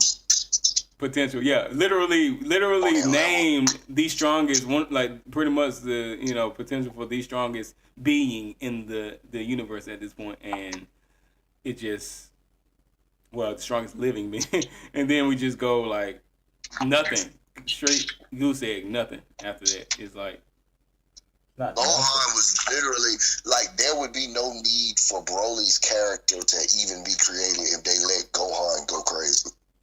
Yeah. And me and Chris was mentioning this like when the thing went out, it was like you wait like 20 years and try to give us like what was it Beast Mode or Beast Gohan? Yeah. It was like I don't want to say they could have. I still don't acknowledge that as Gohan. It's too late. Y'all waited too long. It's too late. Nobody kill him. Y'all done killed the character and they are trying to revamp him. Like, nah, you can need a whole nother show for that. Yeah. It's the Kingdom Hearts syndrome. Like, y'all sit there and wait 15 years to put out the next installment. Right. Like, heck no. I don't want it no more. Act like we've been waiting since yesterday. Yeah. Y'all promised that back on PS3. It's going to be coming out with the PS3 on the PS3. Gohan, I'll always be a 10 as far as any list I'm on, as far as like being a dysfunctional character. Right. Screw you, Square. Screw you, Square. And they had GOAT potential, but the story threw it away completely. And like he was the second coming of Goku. Like you can't have a greater transition than that. And then you're his son for real? Yeah. Right. Like there was no greater transition going to happen than that one right there. Right. And they literally wrote his mom in to destroy the franchise. She was always there to destroy her son's victories. Yeah. That was her purpose. And she was a brawler. Right. It's like, yeah, you weren't this academic genius who was just like, it wasn't like you were a Boma or something. Like you were just this genius just waiting to share your academic prowess with the rest of the world. That wasn't you. She was living with the freaking Mountain King. Like she's out there, she living in the mountains. Right. She won't go to school. Right. Now all of a sudden, but I guess that would be their argument. Like, yeah, he wanted better for her. I mean, she wanted better for him. Like, nah. Ain't gonna be no school left if he don't fight and destroy the enemies coming to destroy the earth. Clearly, if he didn't do, I mean, you just faced the strongest being in the universe at that point, and your son had to be the one to take him out. So, what do you think is gonna happen like next? Your mindset is to take him out of that? Like, no, he saved everybody. Train. That's to me. That's the next. That's the common. But then we're talking about like logic. Which apparently she does not possess. So you good with 10? Whatever. I just thought about that Great Sailman costume. Yeah, put him at 10. 10 is they had GOAT potential, but the story threw it away completely. So yeah. Trash bag, booty juice, legend, wasted, tear goes to Teen Gohan for the night. All right, we got two more characters. All right.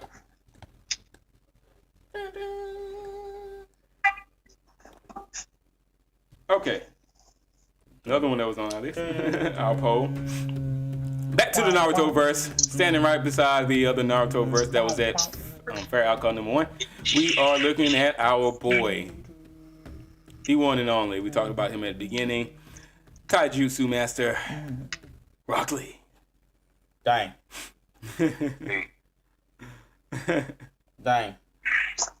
Hey, without question. Without question. Got easy. It's getting easy. Major robbery, right? Peak potential. Stop way too soon. Could have changed the whole story. I would say, as far as my swap, I want to swap Goku and Rock Lee. Because I feel like Rock Lee should be right. Rock Lee is right next to Gohan as far as like characters that underutilized at a certain point. Like they had a moment where you saw the potential was about to be like through the roof, and they just discontinued the character. Yeah. Zero development post like the tournament arc. Like there was zero development really. And literally everything about Rock Lee's character was development. Yeah, that was his whole thing. That was his whole thing. That was his claim to fame, really. And then, like, even adult payoff, he really doesn't get a major payoff there either. Like, you know, so there's really nothing with Rock Lee after that. So no, they really wasted him. Ninja genetics kind of overshadow his whole philosophy. Yeah, it is like I can do it. It's so unfair. No, you can't. You cannot. Like we're just built different. I'm sorry. I'm sorry. I'm sorry, young Kafka. Yeah. I'm sorry. Like you can't. You know, it is what it is. We're moon ninjas. You started off looking like Kaiju number 8, and then ended up looking like Kafka Hino. All right. Sad tale. Poor guy. There's no circumstances where Rock Lee is ever in a conversation with Kafka, because Kafka is like, and in that world with space ninjas, yes, he is. Rock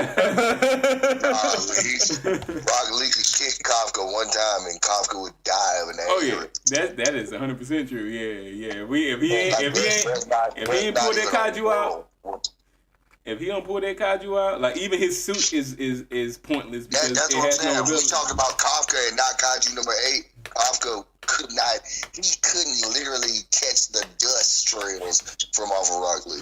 Yeah, that's true.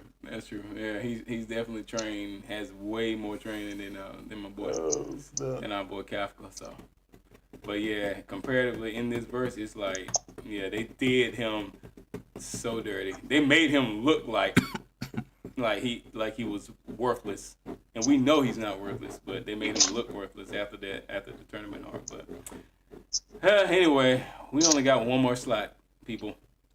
One more slot. And that slot is going to belong to the last character on our list for tonight, on our tier list.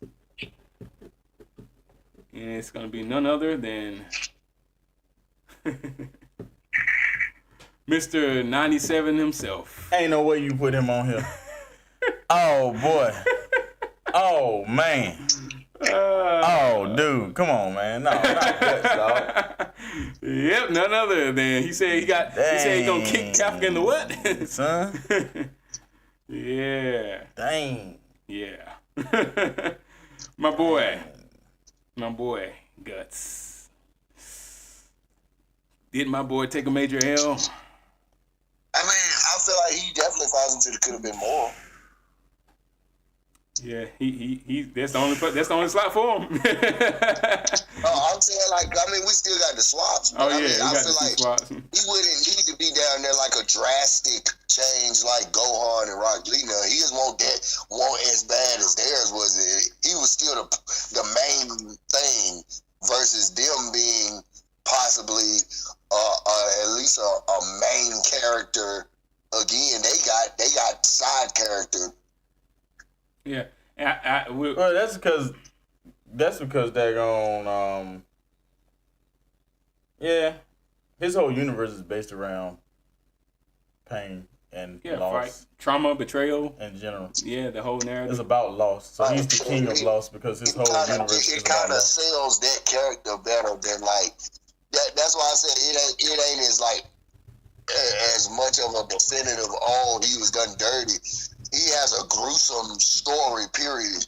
Yeah. So it's like they definitely could have done more, like, because of, I feel like they didn't, but they want a good balance between heartache and pain and development. Like, he could have been better against all the adversity he had. They should have at least buffed him up a little bit more. Yeah. I just think really with Guts, it's more so on the writing tip because since the creator died early, and never really finished. Yeah. And never really finished. Yeah, since he never really finished, we never really get to see the full payoff. Nope. So in that sense, it's unfair, and in that sense, it's more of a loss. But you know, like you said, of course, the character itself is I don't think is really embedded. The loss is really embedded in the character himself. Yeah, we can talk about what happened to him in the story and all that stuff, but it's like anime itself, not so much for it. Right, yeah, but yeah, the actual anime itself, like Berserk, yeah, is definitely a loss for fans more than anything because they really like since the character died, the creator died earlier. You'll never know. Yeah, we kind of never know. We never really get a payoff for Guts. We just gonna be hearing Griffin. Yep. Forever. Yep. Yeah, so definitely, like I said, if we you know, we can go ahead. It could have been more if the right had to live, but he did. Yeah. So. Left a little bit too much on the table, yeah, a lot because we don't really get the end, you know. We never got no closure. We don't get closure, yeah, for good. So, yeah, so definitely, I mean, I can see how it would stay there, yeah. But if we want to swap, just like I never get my second season of There in Wonderland, but that's okay. Yeah, it's not okay, but it's okay. You want to get in this Gojo? You want to swap Gojo? Screw Gojo, man. Number 4 is they were building towards something and never quite got there. Nah, but who we swapping? You got 2 swaps. Y'all want to swap anybody? I know Ty, you pretty much put your swap in. Goku and Rengoku and Rock Lee. Rock Lee, yeah.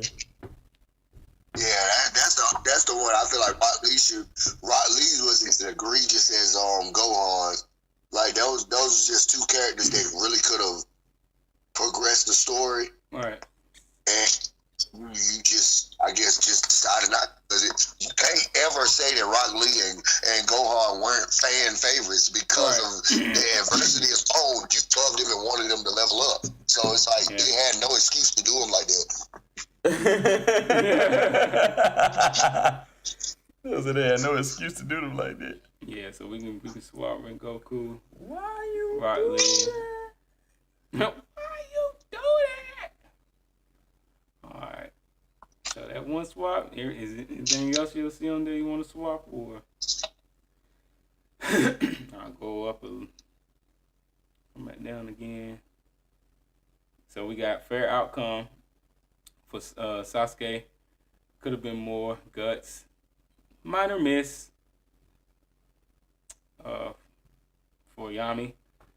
Gojo just didn't finish. Respectable loss for Kurapika. Robbed with reason. Irwin Smith. Criminal undercut. Our boy Trifol with the law. Major robbery for Rengoku. Unforgivable waste for Rock Lee. And trash bag Buddha juice. Legend wasted for our boy Team Gohan. We good with that? Or yeah, we can leave it right there. Leave it right there? Oh. It wasn't too bad. So, it wasn't too bad. Yeah, we locking it in there, people. All right. If anyone's jumping into the room, we're just ranking our, we just got finished ranking on our tier list for the greatest losses in anime. These characters that you see here. So, take a screenshot and share it across your social medias. Let them know what we do over here at Debatable Anime with our infamous tier list each and every week. All right.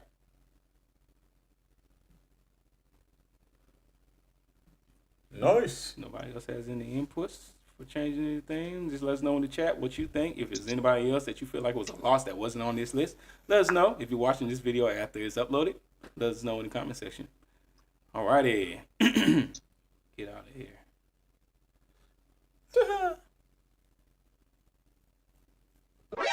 Nani? All right. Cool. As always, that was fun. All right. Let's see what I got over here. All right then. Last but not least,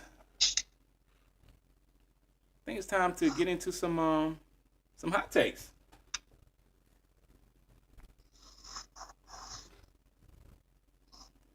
Y'all good? Y'all ready for some hot takes? Oh yeah. All right, let's do it.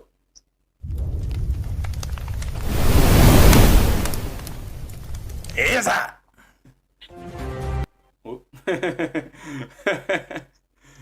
Yeah, you back with it. You back with the it's hot. Like you really on your game, man. Oh yeah, I'm with it now. I ain't sleep this week. You ain't sleep this week. Of course, after searching the worldwide interwebs, across places like Reddit and X and all those good places, we found some of the most outlandish hot takes known to man for you this week. Bring it to you right now. So let's go. Let's do it. Characters and writing hot takes. Yeah.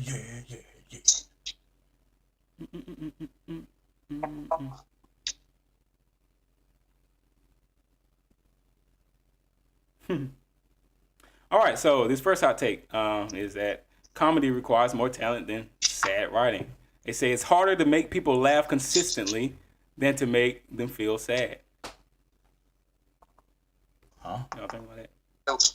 It's harder to what now? To make people laugh consistently than to make them feel bad. All right, so they're basically saying comedy requires more talent than sad writing.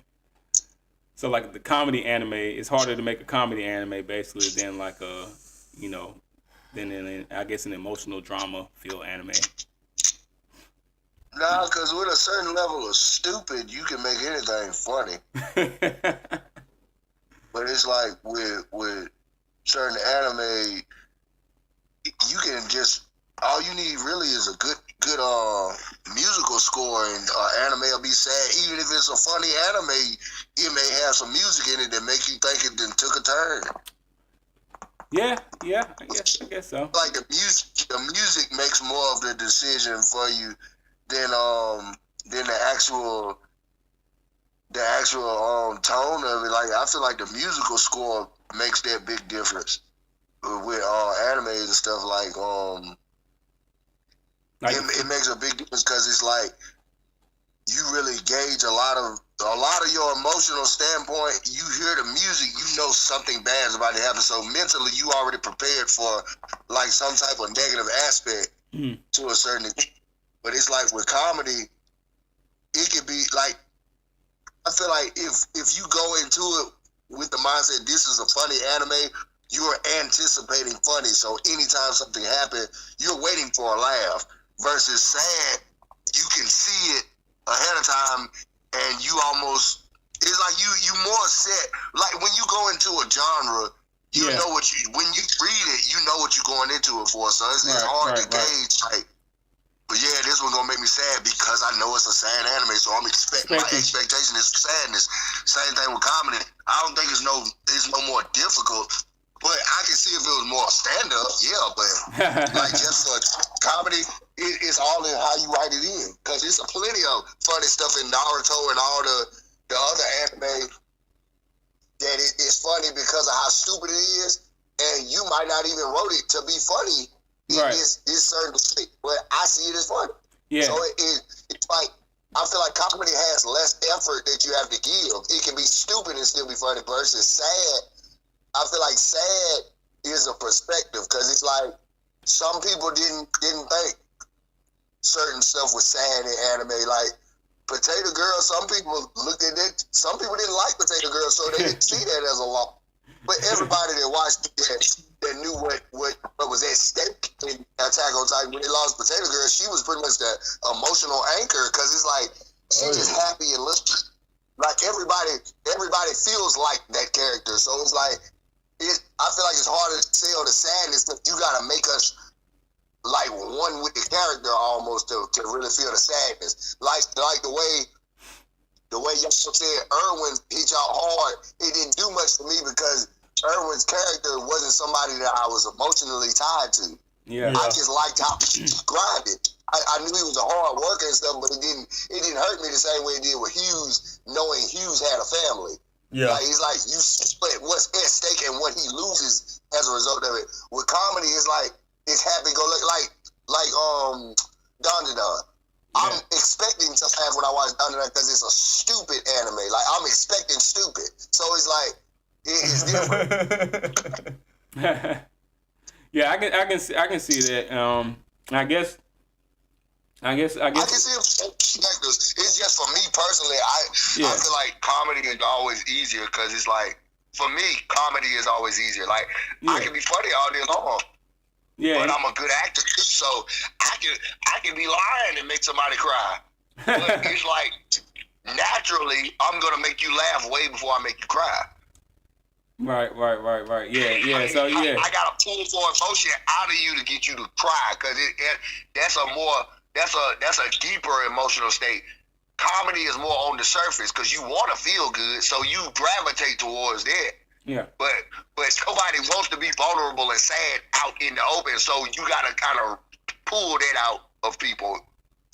Yeah, and I guess too, it matters. Like it matters. A determining factor that you can look at it, and as well as the target audience. So, like you said, with shonen or something, like if you're watching a shonen and then it does have elements of, some comedic elements into it, you're not going in expecting. You're watching shonen, you're going in to see some fights, see some action, whatever, and then they'll pop out, and then some like you said, ostrich, scenario with Naruto is like, hey, that was hilarious, but it's like you're going in to watch ninjas and fighting, and then you get something like that, and it's hilarious, and it's like, hey, that kind of caught me off guard, but it was funny, whereas like, hey, comedy, I'm going in expecting to laugh at this, so already I have my mind set, and if you're a person that's looking at it for what it is, then you can appreciate the art, then yeah. Even if something is not like a knee slapper, I'm still gonna laugh at it. So it's the perspective of the target audience. Like, oh, okay, that was, but I get it. I may not laugh out loud, but I get what they were going for right there. Right, yeah, and I can appreciate it. So, and that's a person that's looking at it objectively, like, hey,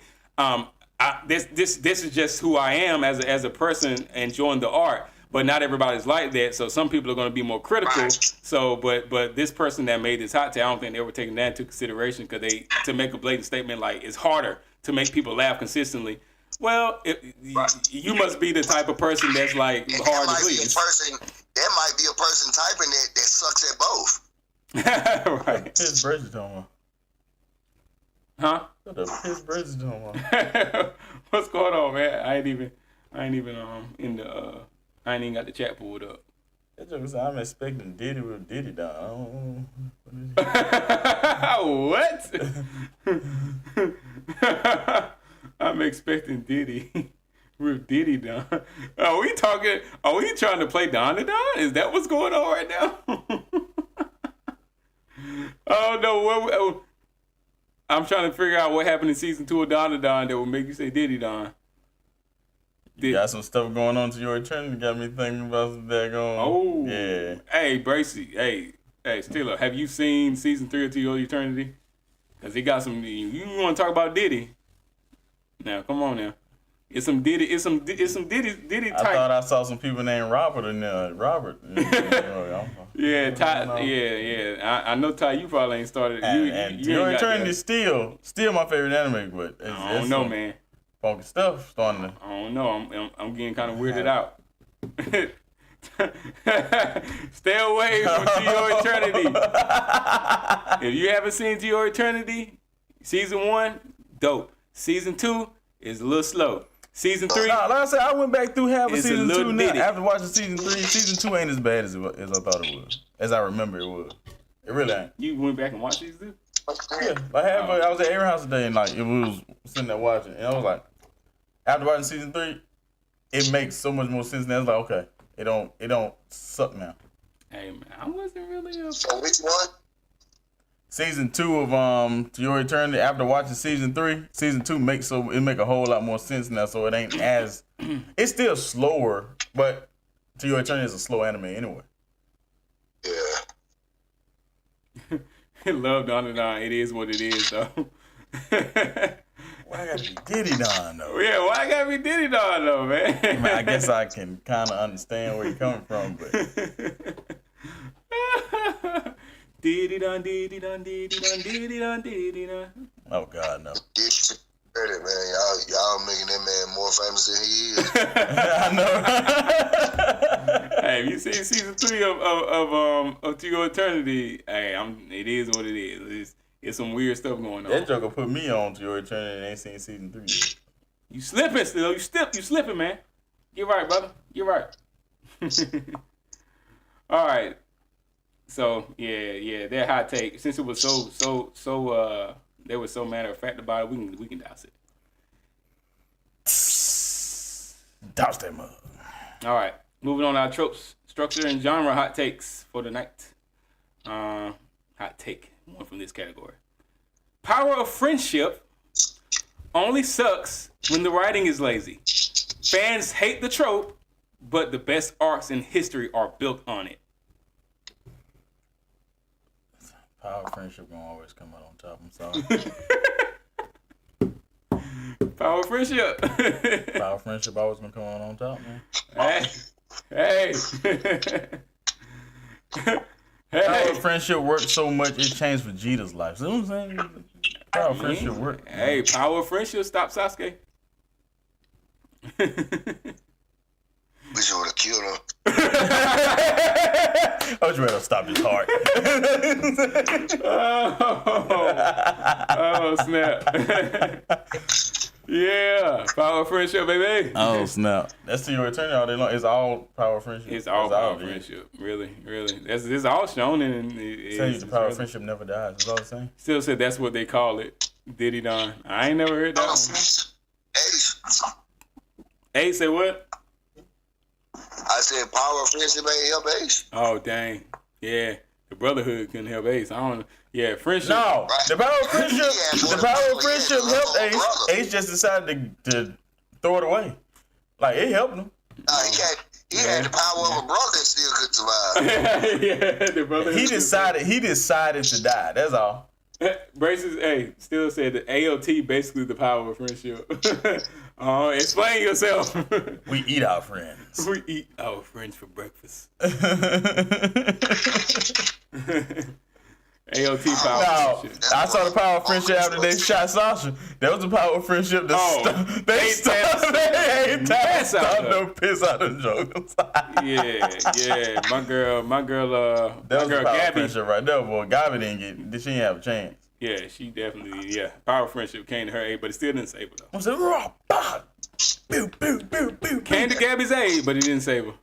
I mean, Potato Girl, power of friendship ain't stopped the blood. Yeah, no, it ain't. But I just saw the power of friendship after that. You saw it in action. It showed but it was delayed. It was delayed. Man, I understand, but I feel like the power of friendship should have kept her from bleeding so fast.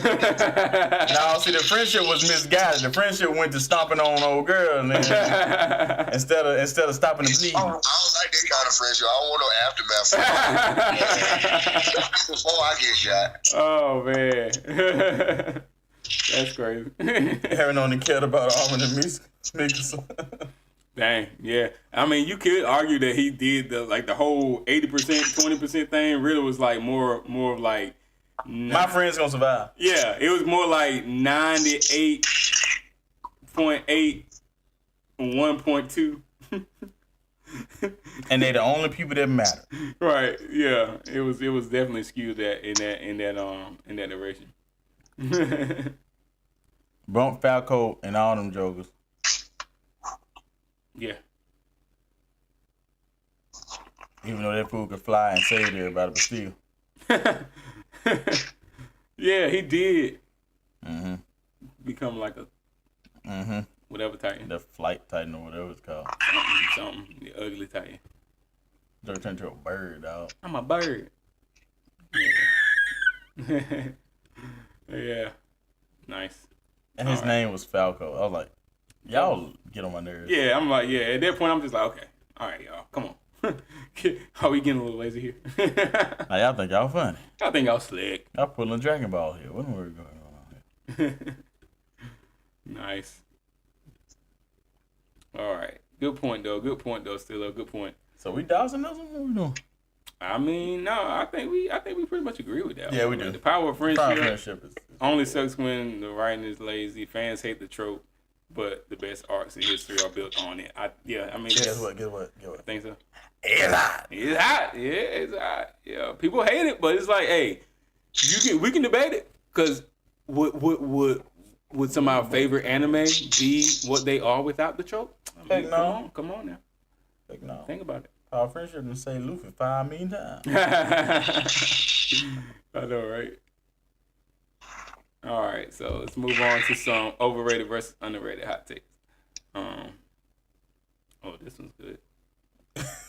But yeah, I get Steelo point. He be saying, yeah, our friendship, that's all that matters. He only cared about his friends. All right. Even though he beat the brakes off of Dagon. He beat the brakes off on him. Yeah, right. And shit have, I hate that little smug joke. I don't like him. All right, overrated versus underrated hot take. Most anime would improve if we followed the side characters instead of the predictable MC arcs. If we talking about Hunter x Hunter, yeah. Oh dang, that's a off the rip. That's a good example. Because we just talked about earlier Kurapika, right? And nobody cares about Gon. Nobody cares about Gon. Could have been gone the whole time, and wouldn't nobody care. Yeah, so I guess it depends on the anime, but yeah, definitely we talked about earlier Kurapika, how we wish we could have gotten more of Kurapika, doing especially like Chimera Ant, or it was like he's going to get like to find out about his history, his past, and everything with the eyes and all that. He went on that little mission, but we didn't really get to see a lot of Kurapika, and we wish we had him. And many people wish they had him.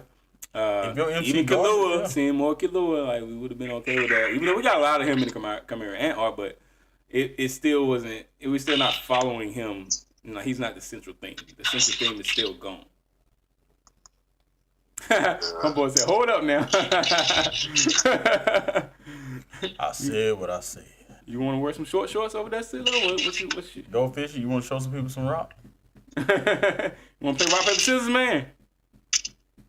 You want to play? I'm gonna throw paper every time because I know all you got is rock. But yeah, I still think it depends on the anime. Yeah, it do. It depends on the anime. Like some yeah, like Hunter x Hunter. Yeah. But when I'm trying to think of some more anime, like I've been watching My Hero. I've been trying to start. I ain't watched the last episode, but I have watched like the first, second, and third of season 8. I know you were watching My Hero. How many episodes of My Hero did you watch? 2? Oh, I'm caught up to I think I'm on like 4. Oh, okay. So you already seen Bakugo, like. Oh yeah. Yeah. Yeah. I take Kurapika my favorite, but Ant Arc 5. Yeah. I mean, I don't hate the Ant Arc, but it's just I think we got way more. I think we got more of Gon than I cared for versus Kurapika. I wanted to see more Kurapika, not just in the Chimera Ant Arc. I wanted to see Kurapika in general throughout the series. And I think he like took a missing.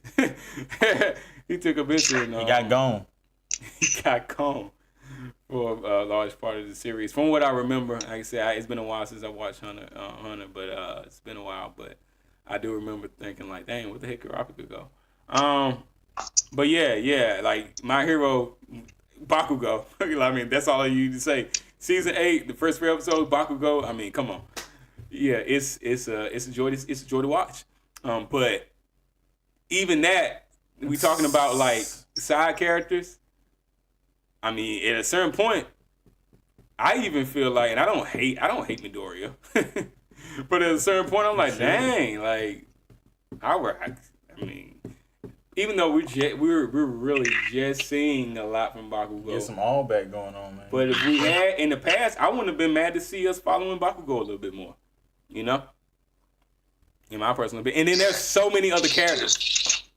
I just feel like Bakugo he was way too immature at first to be who he is now. Oh yeah, true. He's definitely changed up. I mean, you gotta have like a near-death experience. But even Todoroki, I would have been okay seeing a lot of different characters because there's so many characters to choose from. Like I think we could have followed many other characters to just to go in line with what this hot take is talking about. I just think But then again, it's these definitive statements that get you, because they say most anime would improve if we followed the side characters instead of the predictable MC arcs.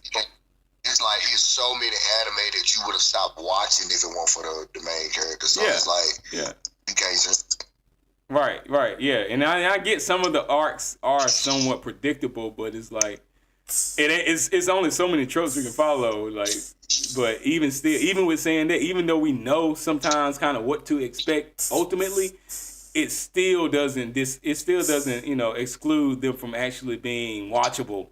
You know, it just doesn't. And to say like, oh, we need to get some side character action in versus the predictable MC arc. But it's just a few select, in my personal opinion, that I would say there are some side characters to me that are more interesting than the main character, and I wouldn't mind if we got more of them. Killer, boom. Exactly. Yeah. Just not all. But this hot take is saying like pretty or not even most. I would take Leorio over Gon. Good God.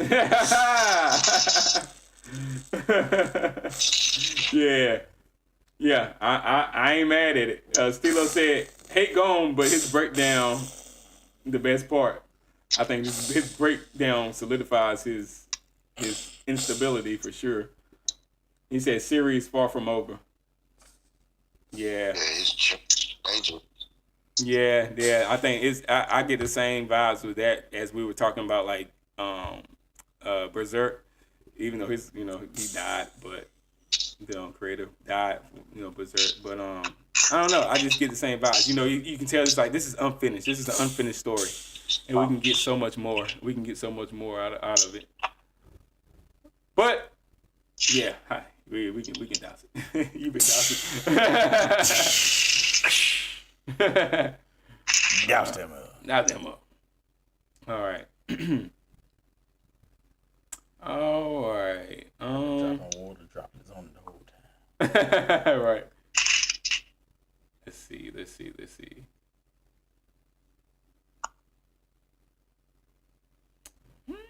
joke like a Digimon. Huh? That little joke look like a Digimon. Oh yeah. Hey, Stila, have you watched A Gatherer's Adventure in Isekai? I think this is what his name of it is. Is that the name of it? Yeah, A Gatherer's Adventure in Isekai. It's another Isekai, obviously. let me know if you've seen that one and what you think about it. Because I just started watching that one. Me personally, I don't know if I missed it. If you watched it, let me know. Or read the manga or something, but I don't know if I missed it. But I don't think they actually gave this protagonist a death. I don't think they gave that protagonist a death, which makes me feel like they're getting a little lazy with the isekai. Isekai's been lazy. I mean, I just throw an OP character in the world and just build stuff around them. Yay! Oh my god, this is exciting. All right, industry and fandom. Hot take. Okay. Let's see. Dang. Oh, he said no. I've been retired from watching anime past few months. Dang. Dang, homie. What did you do?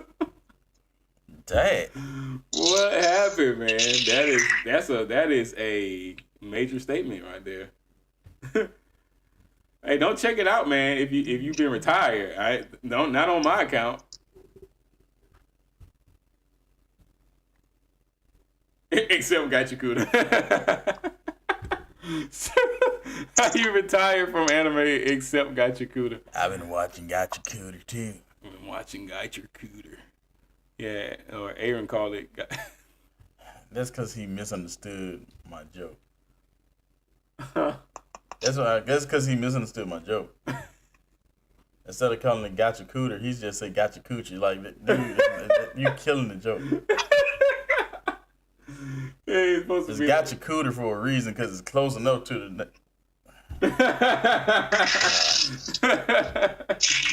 Oh my god, that's funny. He cheapened my joke, and I don't appreciate it. He cheapened your joke, really? And I don't appreciate it.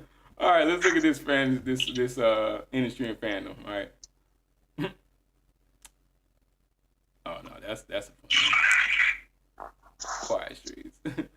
It says modern fandom punishes, just like a header they got. Modern fandom punishes slow storytelling the same way that Twitch punishes quiet streams. And then their take is, if you're not constantly stimulating, you're labeled boring, even if the writing is good. What y'all think about that one? That's what happened to your turn. It's too slow.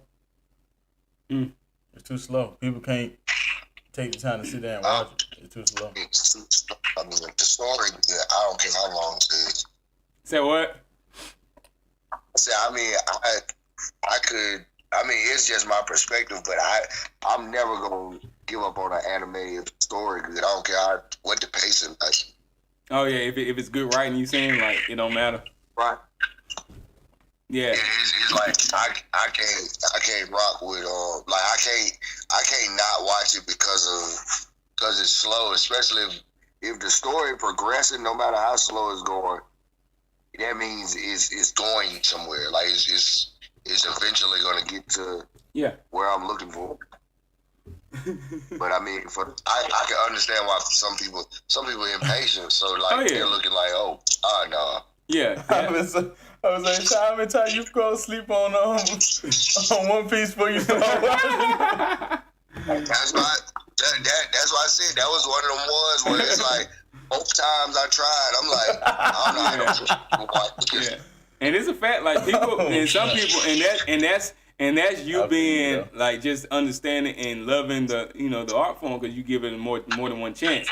Some people don't even give it another chance. They just like, it don't matter what it is. They like, bro, this is boring, and then they will never go back. And you can convince them one way or another. You can't convince them. I won't ever say like even when I went back for Hunter x Hunter, it was a lot better the second time around than it was the first. Right. But it's because I went into it not expect, this gonna make me go to sleep again. Nah, it was like, okay, I want to see what the hype is. I'm not intentionally trying to miss. I want to really see if it's as good as it said that it is. And then once you lock in like that, you can really, really enjoy it. But it's like, if it's bad, it's bad. And I'm still gonna be able to touch that immediately. But it's like, I guess my son said he couldn't watch Dragon Ball because it was boring. Oh dang, wasn't stimulating enough, huh? Guess not. Wasn't enough colors and flashiness going on and stuff blowing up. It was just like, it's kind of slow. I don't want to watch this. Wasn't enough music on. Wasn't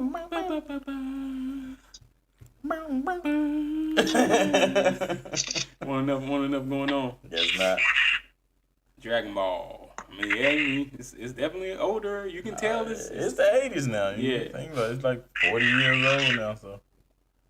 Right. 40 years old. Oh my God. But I definitely understand the take though, because they're not making a definitive statement. They're just saying, hey, people do get punished for like slow storytelling, and if you're not constantly stimulating, there are people that will label your anime boring.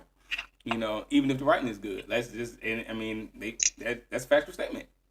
So that one I can't doubt. No, I can't doubt that one. Stilo says, Gachakuda love black people. And he is not lying. He is not lying. If y'all ever watch Gachakuda, there are so many black protagonists, like lead roles. You gotta think about it. It's Trash World. It's Trash World. What are they trying to say? I'm just saying. You can look at it two different ways. Like, we finally get an anime where there's a bunch of black folks in it, but it's Trash World.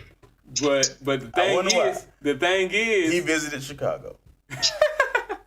The thing is that oppressors are living above. Oh, I know. And they're in the trash, but it's not just black people down there. I know. You got white trash people too. That's why the joke is so funny. Got you, cutie. Oh yeah. But yeah, you have the white trash people, and then the black people, and then you have the rich. White people that are like in the living in the city above or whatever. So it's good times. Anime form. Good times. Oh man, it's hilarious. Yeah, it's crazy though. It is wild. And oh my god, hey, you got one of the best black voice actors. My boy Z, he playing Jabber, and his voice acting is crazy. Because the character Jabber is psycho, and I I can honestly say there are not many psycho characters, especially with and I'm talking about Xeno because, and I know like Steelo would hate this because I've watched it. I watched a few episodes but I've gone back and watched when I heard Xeno was doing Jabber. I was like, I want to hear his, because he's a great voice actor. So when I heard his Jabber, I actually enjoy his version better than the sub version. So he goes crazy. His voice acting goes crazy on that role. So it's not many psycho anime characters that actually nail it as well as he does. Like, I'm talking like, you would think this dude crazy in real life. the way he voiced his anime character. Yeah, he probably is. But he's never voiced anybody this crazy. This is one of the craziest anime characters out there. Jabber is. So, you want to see a crazy anime character, check out Gachakuda. But yeah, we're not going to announce that hot take. We're going to let them survive hot then. It's hot. It's hot. All right. Let's, where I'm at.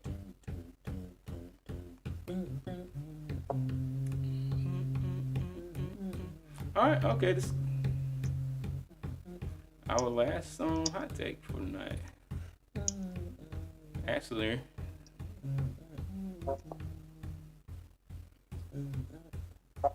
okay. All right. So this is our chat-friendly poll starters, right? This is one that a question that you can just post to your social medias and get conversations started in your world. All right. So this one is for sports anime fans. So it says, do sports anime fans actually care about sports and real strategy? Or do they just want anime Messi with superpowers?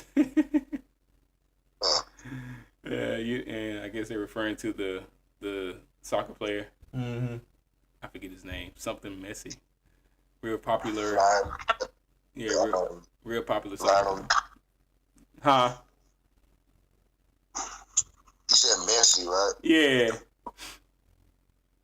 Yeah, I think he's a soccer player from like Argentina. Yeah, or something. I know Messi. Yeah. Exactly. Yeah. He like from Argentina or something, right? Something like that. Yeah. Right. Yeah, he Argentina. Yeah. So I guess this is what they're making reference to. So I guess it's like they're asking like, saying like people, sports fans, are they actually sports, like people that like sports anime, are they actually sports fans that they care about the strategy and things that come along with the sport? Or do they just want to see like a famous, person in an anime with basically like this famous character? Like I want to see a LeBron James go crazy, go Super Saiyan or something. I don't want to see any celebrities that are known. I don't ever want to see them in an anime. I mean, that's fair. I don't think it was really asking about the actual player though. It's just saying you want to just see soccer players with superpower. You don't care about soccer, but you just want to see. That's what I'm saying. Like, I feel like. Well, they got an anime with him in it though. Like it was golf, like for Rising Impact. They have an anime with him in it. I feel like for that anime, of course, they made golf a whole lot more electrifying than it seems to the average person, but it's technically exactly like they break it down. It's just without the lights and flashes and stuff. Yeah. But it's like, it's that intense. And it's like, oh, wow. So now that if I watch it now, it's like I can see how it's more entertaining and it's more skillful than I thought it was originally because of what all goes into it. So it's like, I like the development part in sports anime, like the building up of the character. I don't like them to be great starting out. Yeah. Right. That's true. He was okay, and he gradually got better. Versus him just being the most elite, like Ren or something, right out the gate, it wouldn't have had the same hit. Yeah. I think that is kind of the appeal, in my opinion, as well. That's kind of the appeal of sports anime, is it doesn't really come off as like a typical shonen, like you're going to, or like we just talked about with the isekai, where it's like there's going to be, even if they aren't already the very best, like no one ever was. You already know that's the outcome. With sports anime, it's kind of like up in the air. You really don't know what's gonna happen. You know, it kind of leaves you like, okay, this person is at the bottom of their run. They may just be starting the sport. You never know. Or even if they are in it, they still are at a like major disadvantage at the beginning, and then they have to completely claw their way up to being something. And it's the like you said, the climb, the story of the climb, and you know the come up is really where the appeal is for me. And it's like that with every sports anime that I've seen thus far. There's nobody that's like OP off the rip. You know, I think that's part of the appeal, in my opinion. What about you? Sports anime at all? No? Not really. I really don't care about sports either. Yeah. So no sports fan? Nope, not anymore. Not even sports anime fan? Not anymore. I used to love it, but not anymore. There is like a football anime, but I haven't. Huh? I think there's like one. It's gonna be like Blitz 2000. Oh God! I think there is like one that I've seen like a football anime, but I don't know. Of course I haven't watched it. Blitz 2000 was crazy. Yeah, that game was ridiculous. Yeah, if it was two flex and fools on the right field, yo. But I don't think it's newer though, so I don't know. It's still probably gonna be way over the top, but yeah, if they made like a newer version, like a football based anime, that would be crazy. I probably would watch it. You probably would. You played football, so you probably. Yeah, it would be crazy. If anybody knows about like a football anime out there, that's like a more recent football. They do got anime. one. It's called Blue Lock. I know, right? Football. Oh my goodness, yeah, that would be very interesting. We talking about football. Football. We talking about NFL. Not no football. We talking about football. There's a difference. Some more people trying to make it to the NFL. Yeah, that would be pretty dope, in my opinion, to see something like that. So anybody in the chat or anybody watching this video after it uploads, let us know if there are any football recommended anime that are out there. You know, if you watched it. Or rugby. Rugby. Might be the closest thing we get. Rugby. Why did rugby come to mind? Because it's brutal. Yeah, I've been seeing them hit sticking. I've seen some broken bones and stuff in it. Yeah. Air hockey's pretty brutal. Even though you got a lot of pads. Oh, you said you heard hockey. I thought you said air hockey's pretty brutal. I was like, huh? Hey. I'm like, what? No, if you watch I'm gonna make a cornhole anime. And that's my sport, right? Death Parade. That's my sport right there. Oh yeah, you do got a cornhole. Yeah, if anybody knows any cornhole anime out there, Death Parade had an episode where air hockey got crazy.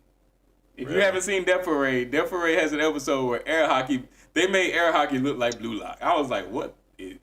I was like, yo. Anime can turn anything. They can turn sleeping into an intense situation. Right. No one can sleep better than me. I'm the best sleeper on the planet. No one can sleep better than me. I'm the number one sleeper.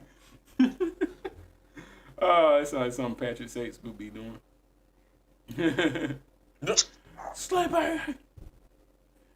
Sleeping is for me.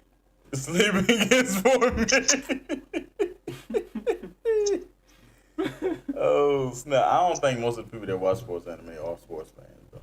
Yeah, probably not. You know, I think the intensity of the anime, I think people love it. Like I said, it can get people locked in, like Tyler was just saying, like golf, never played it, never really watched it, but then you get hooked just from watching the anime, and you're like, yo, this might actually be an interesting sport. You know? Could be Tiger Woods.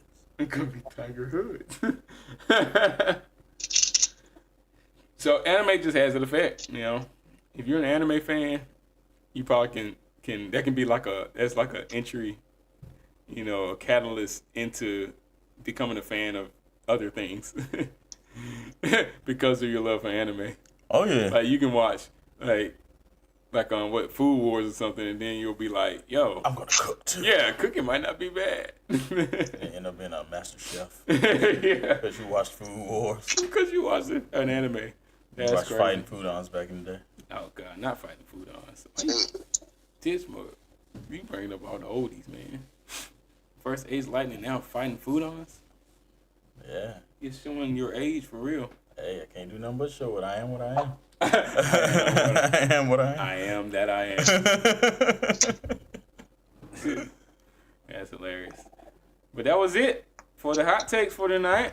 Cool. I think that's gonna do it. So we'll end up just wrapping everything up here, unless anybody else in the chat or anything has anything else to say. And if not, we're gonna just wrap this thing on up. All right. Appreciate it. Take those hot takes, take into this, and just share it. Share it across your social media. Let them know what we do over here at DebatableAnime. We appreciate everybody, as always, for coming out, taking the time to just chime in, jump in a poll, give your opinion. Hitting that like button with a Gallic gun. Hitting that like button with a Kamehameha wave, because, we erase any forms of Gallic guns or that speech around here. That's hate speech over here. I don't understand. I mean, I love your determination, but there will never be a Gallic gun used. All that. As long as I'm here, there will. You gonna fight for it. You gonna fight for it. You'll be here, and it'll continue to not happen. I love the effort that you give it, but there is no. You're never gonna find a fan base that agrees totally that a Gallic gun is better. Kamehameha wave. Vegeta didn't never give up. I ain't giving up either. Hey, keep it coming, man. Keep it coming. Y'all let us know too every week what y'all think. That's why he's second place, but you can respect it.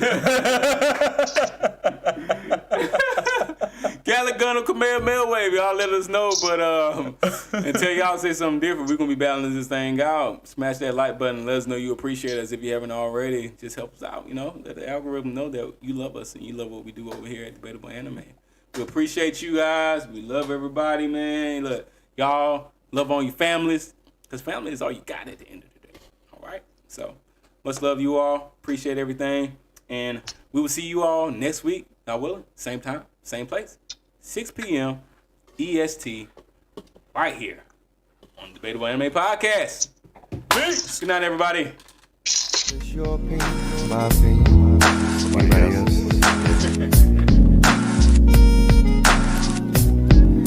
Gotta focus. Gotta remember. It's debatable. It's debatable. It's debatable. Come on in and help me find it. It's debatable. Yeah. Always remember. It's debatable.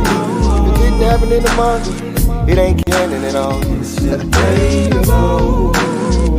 Oh.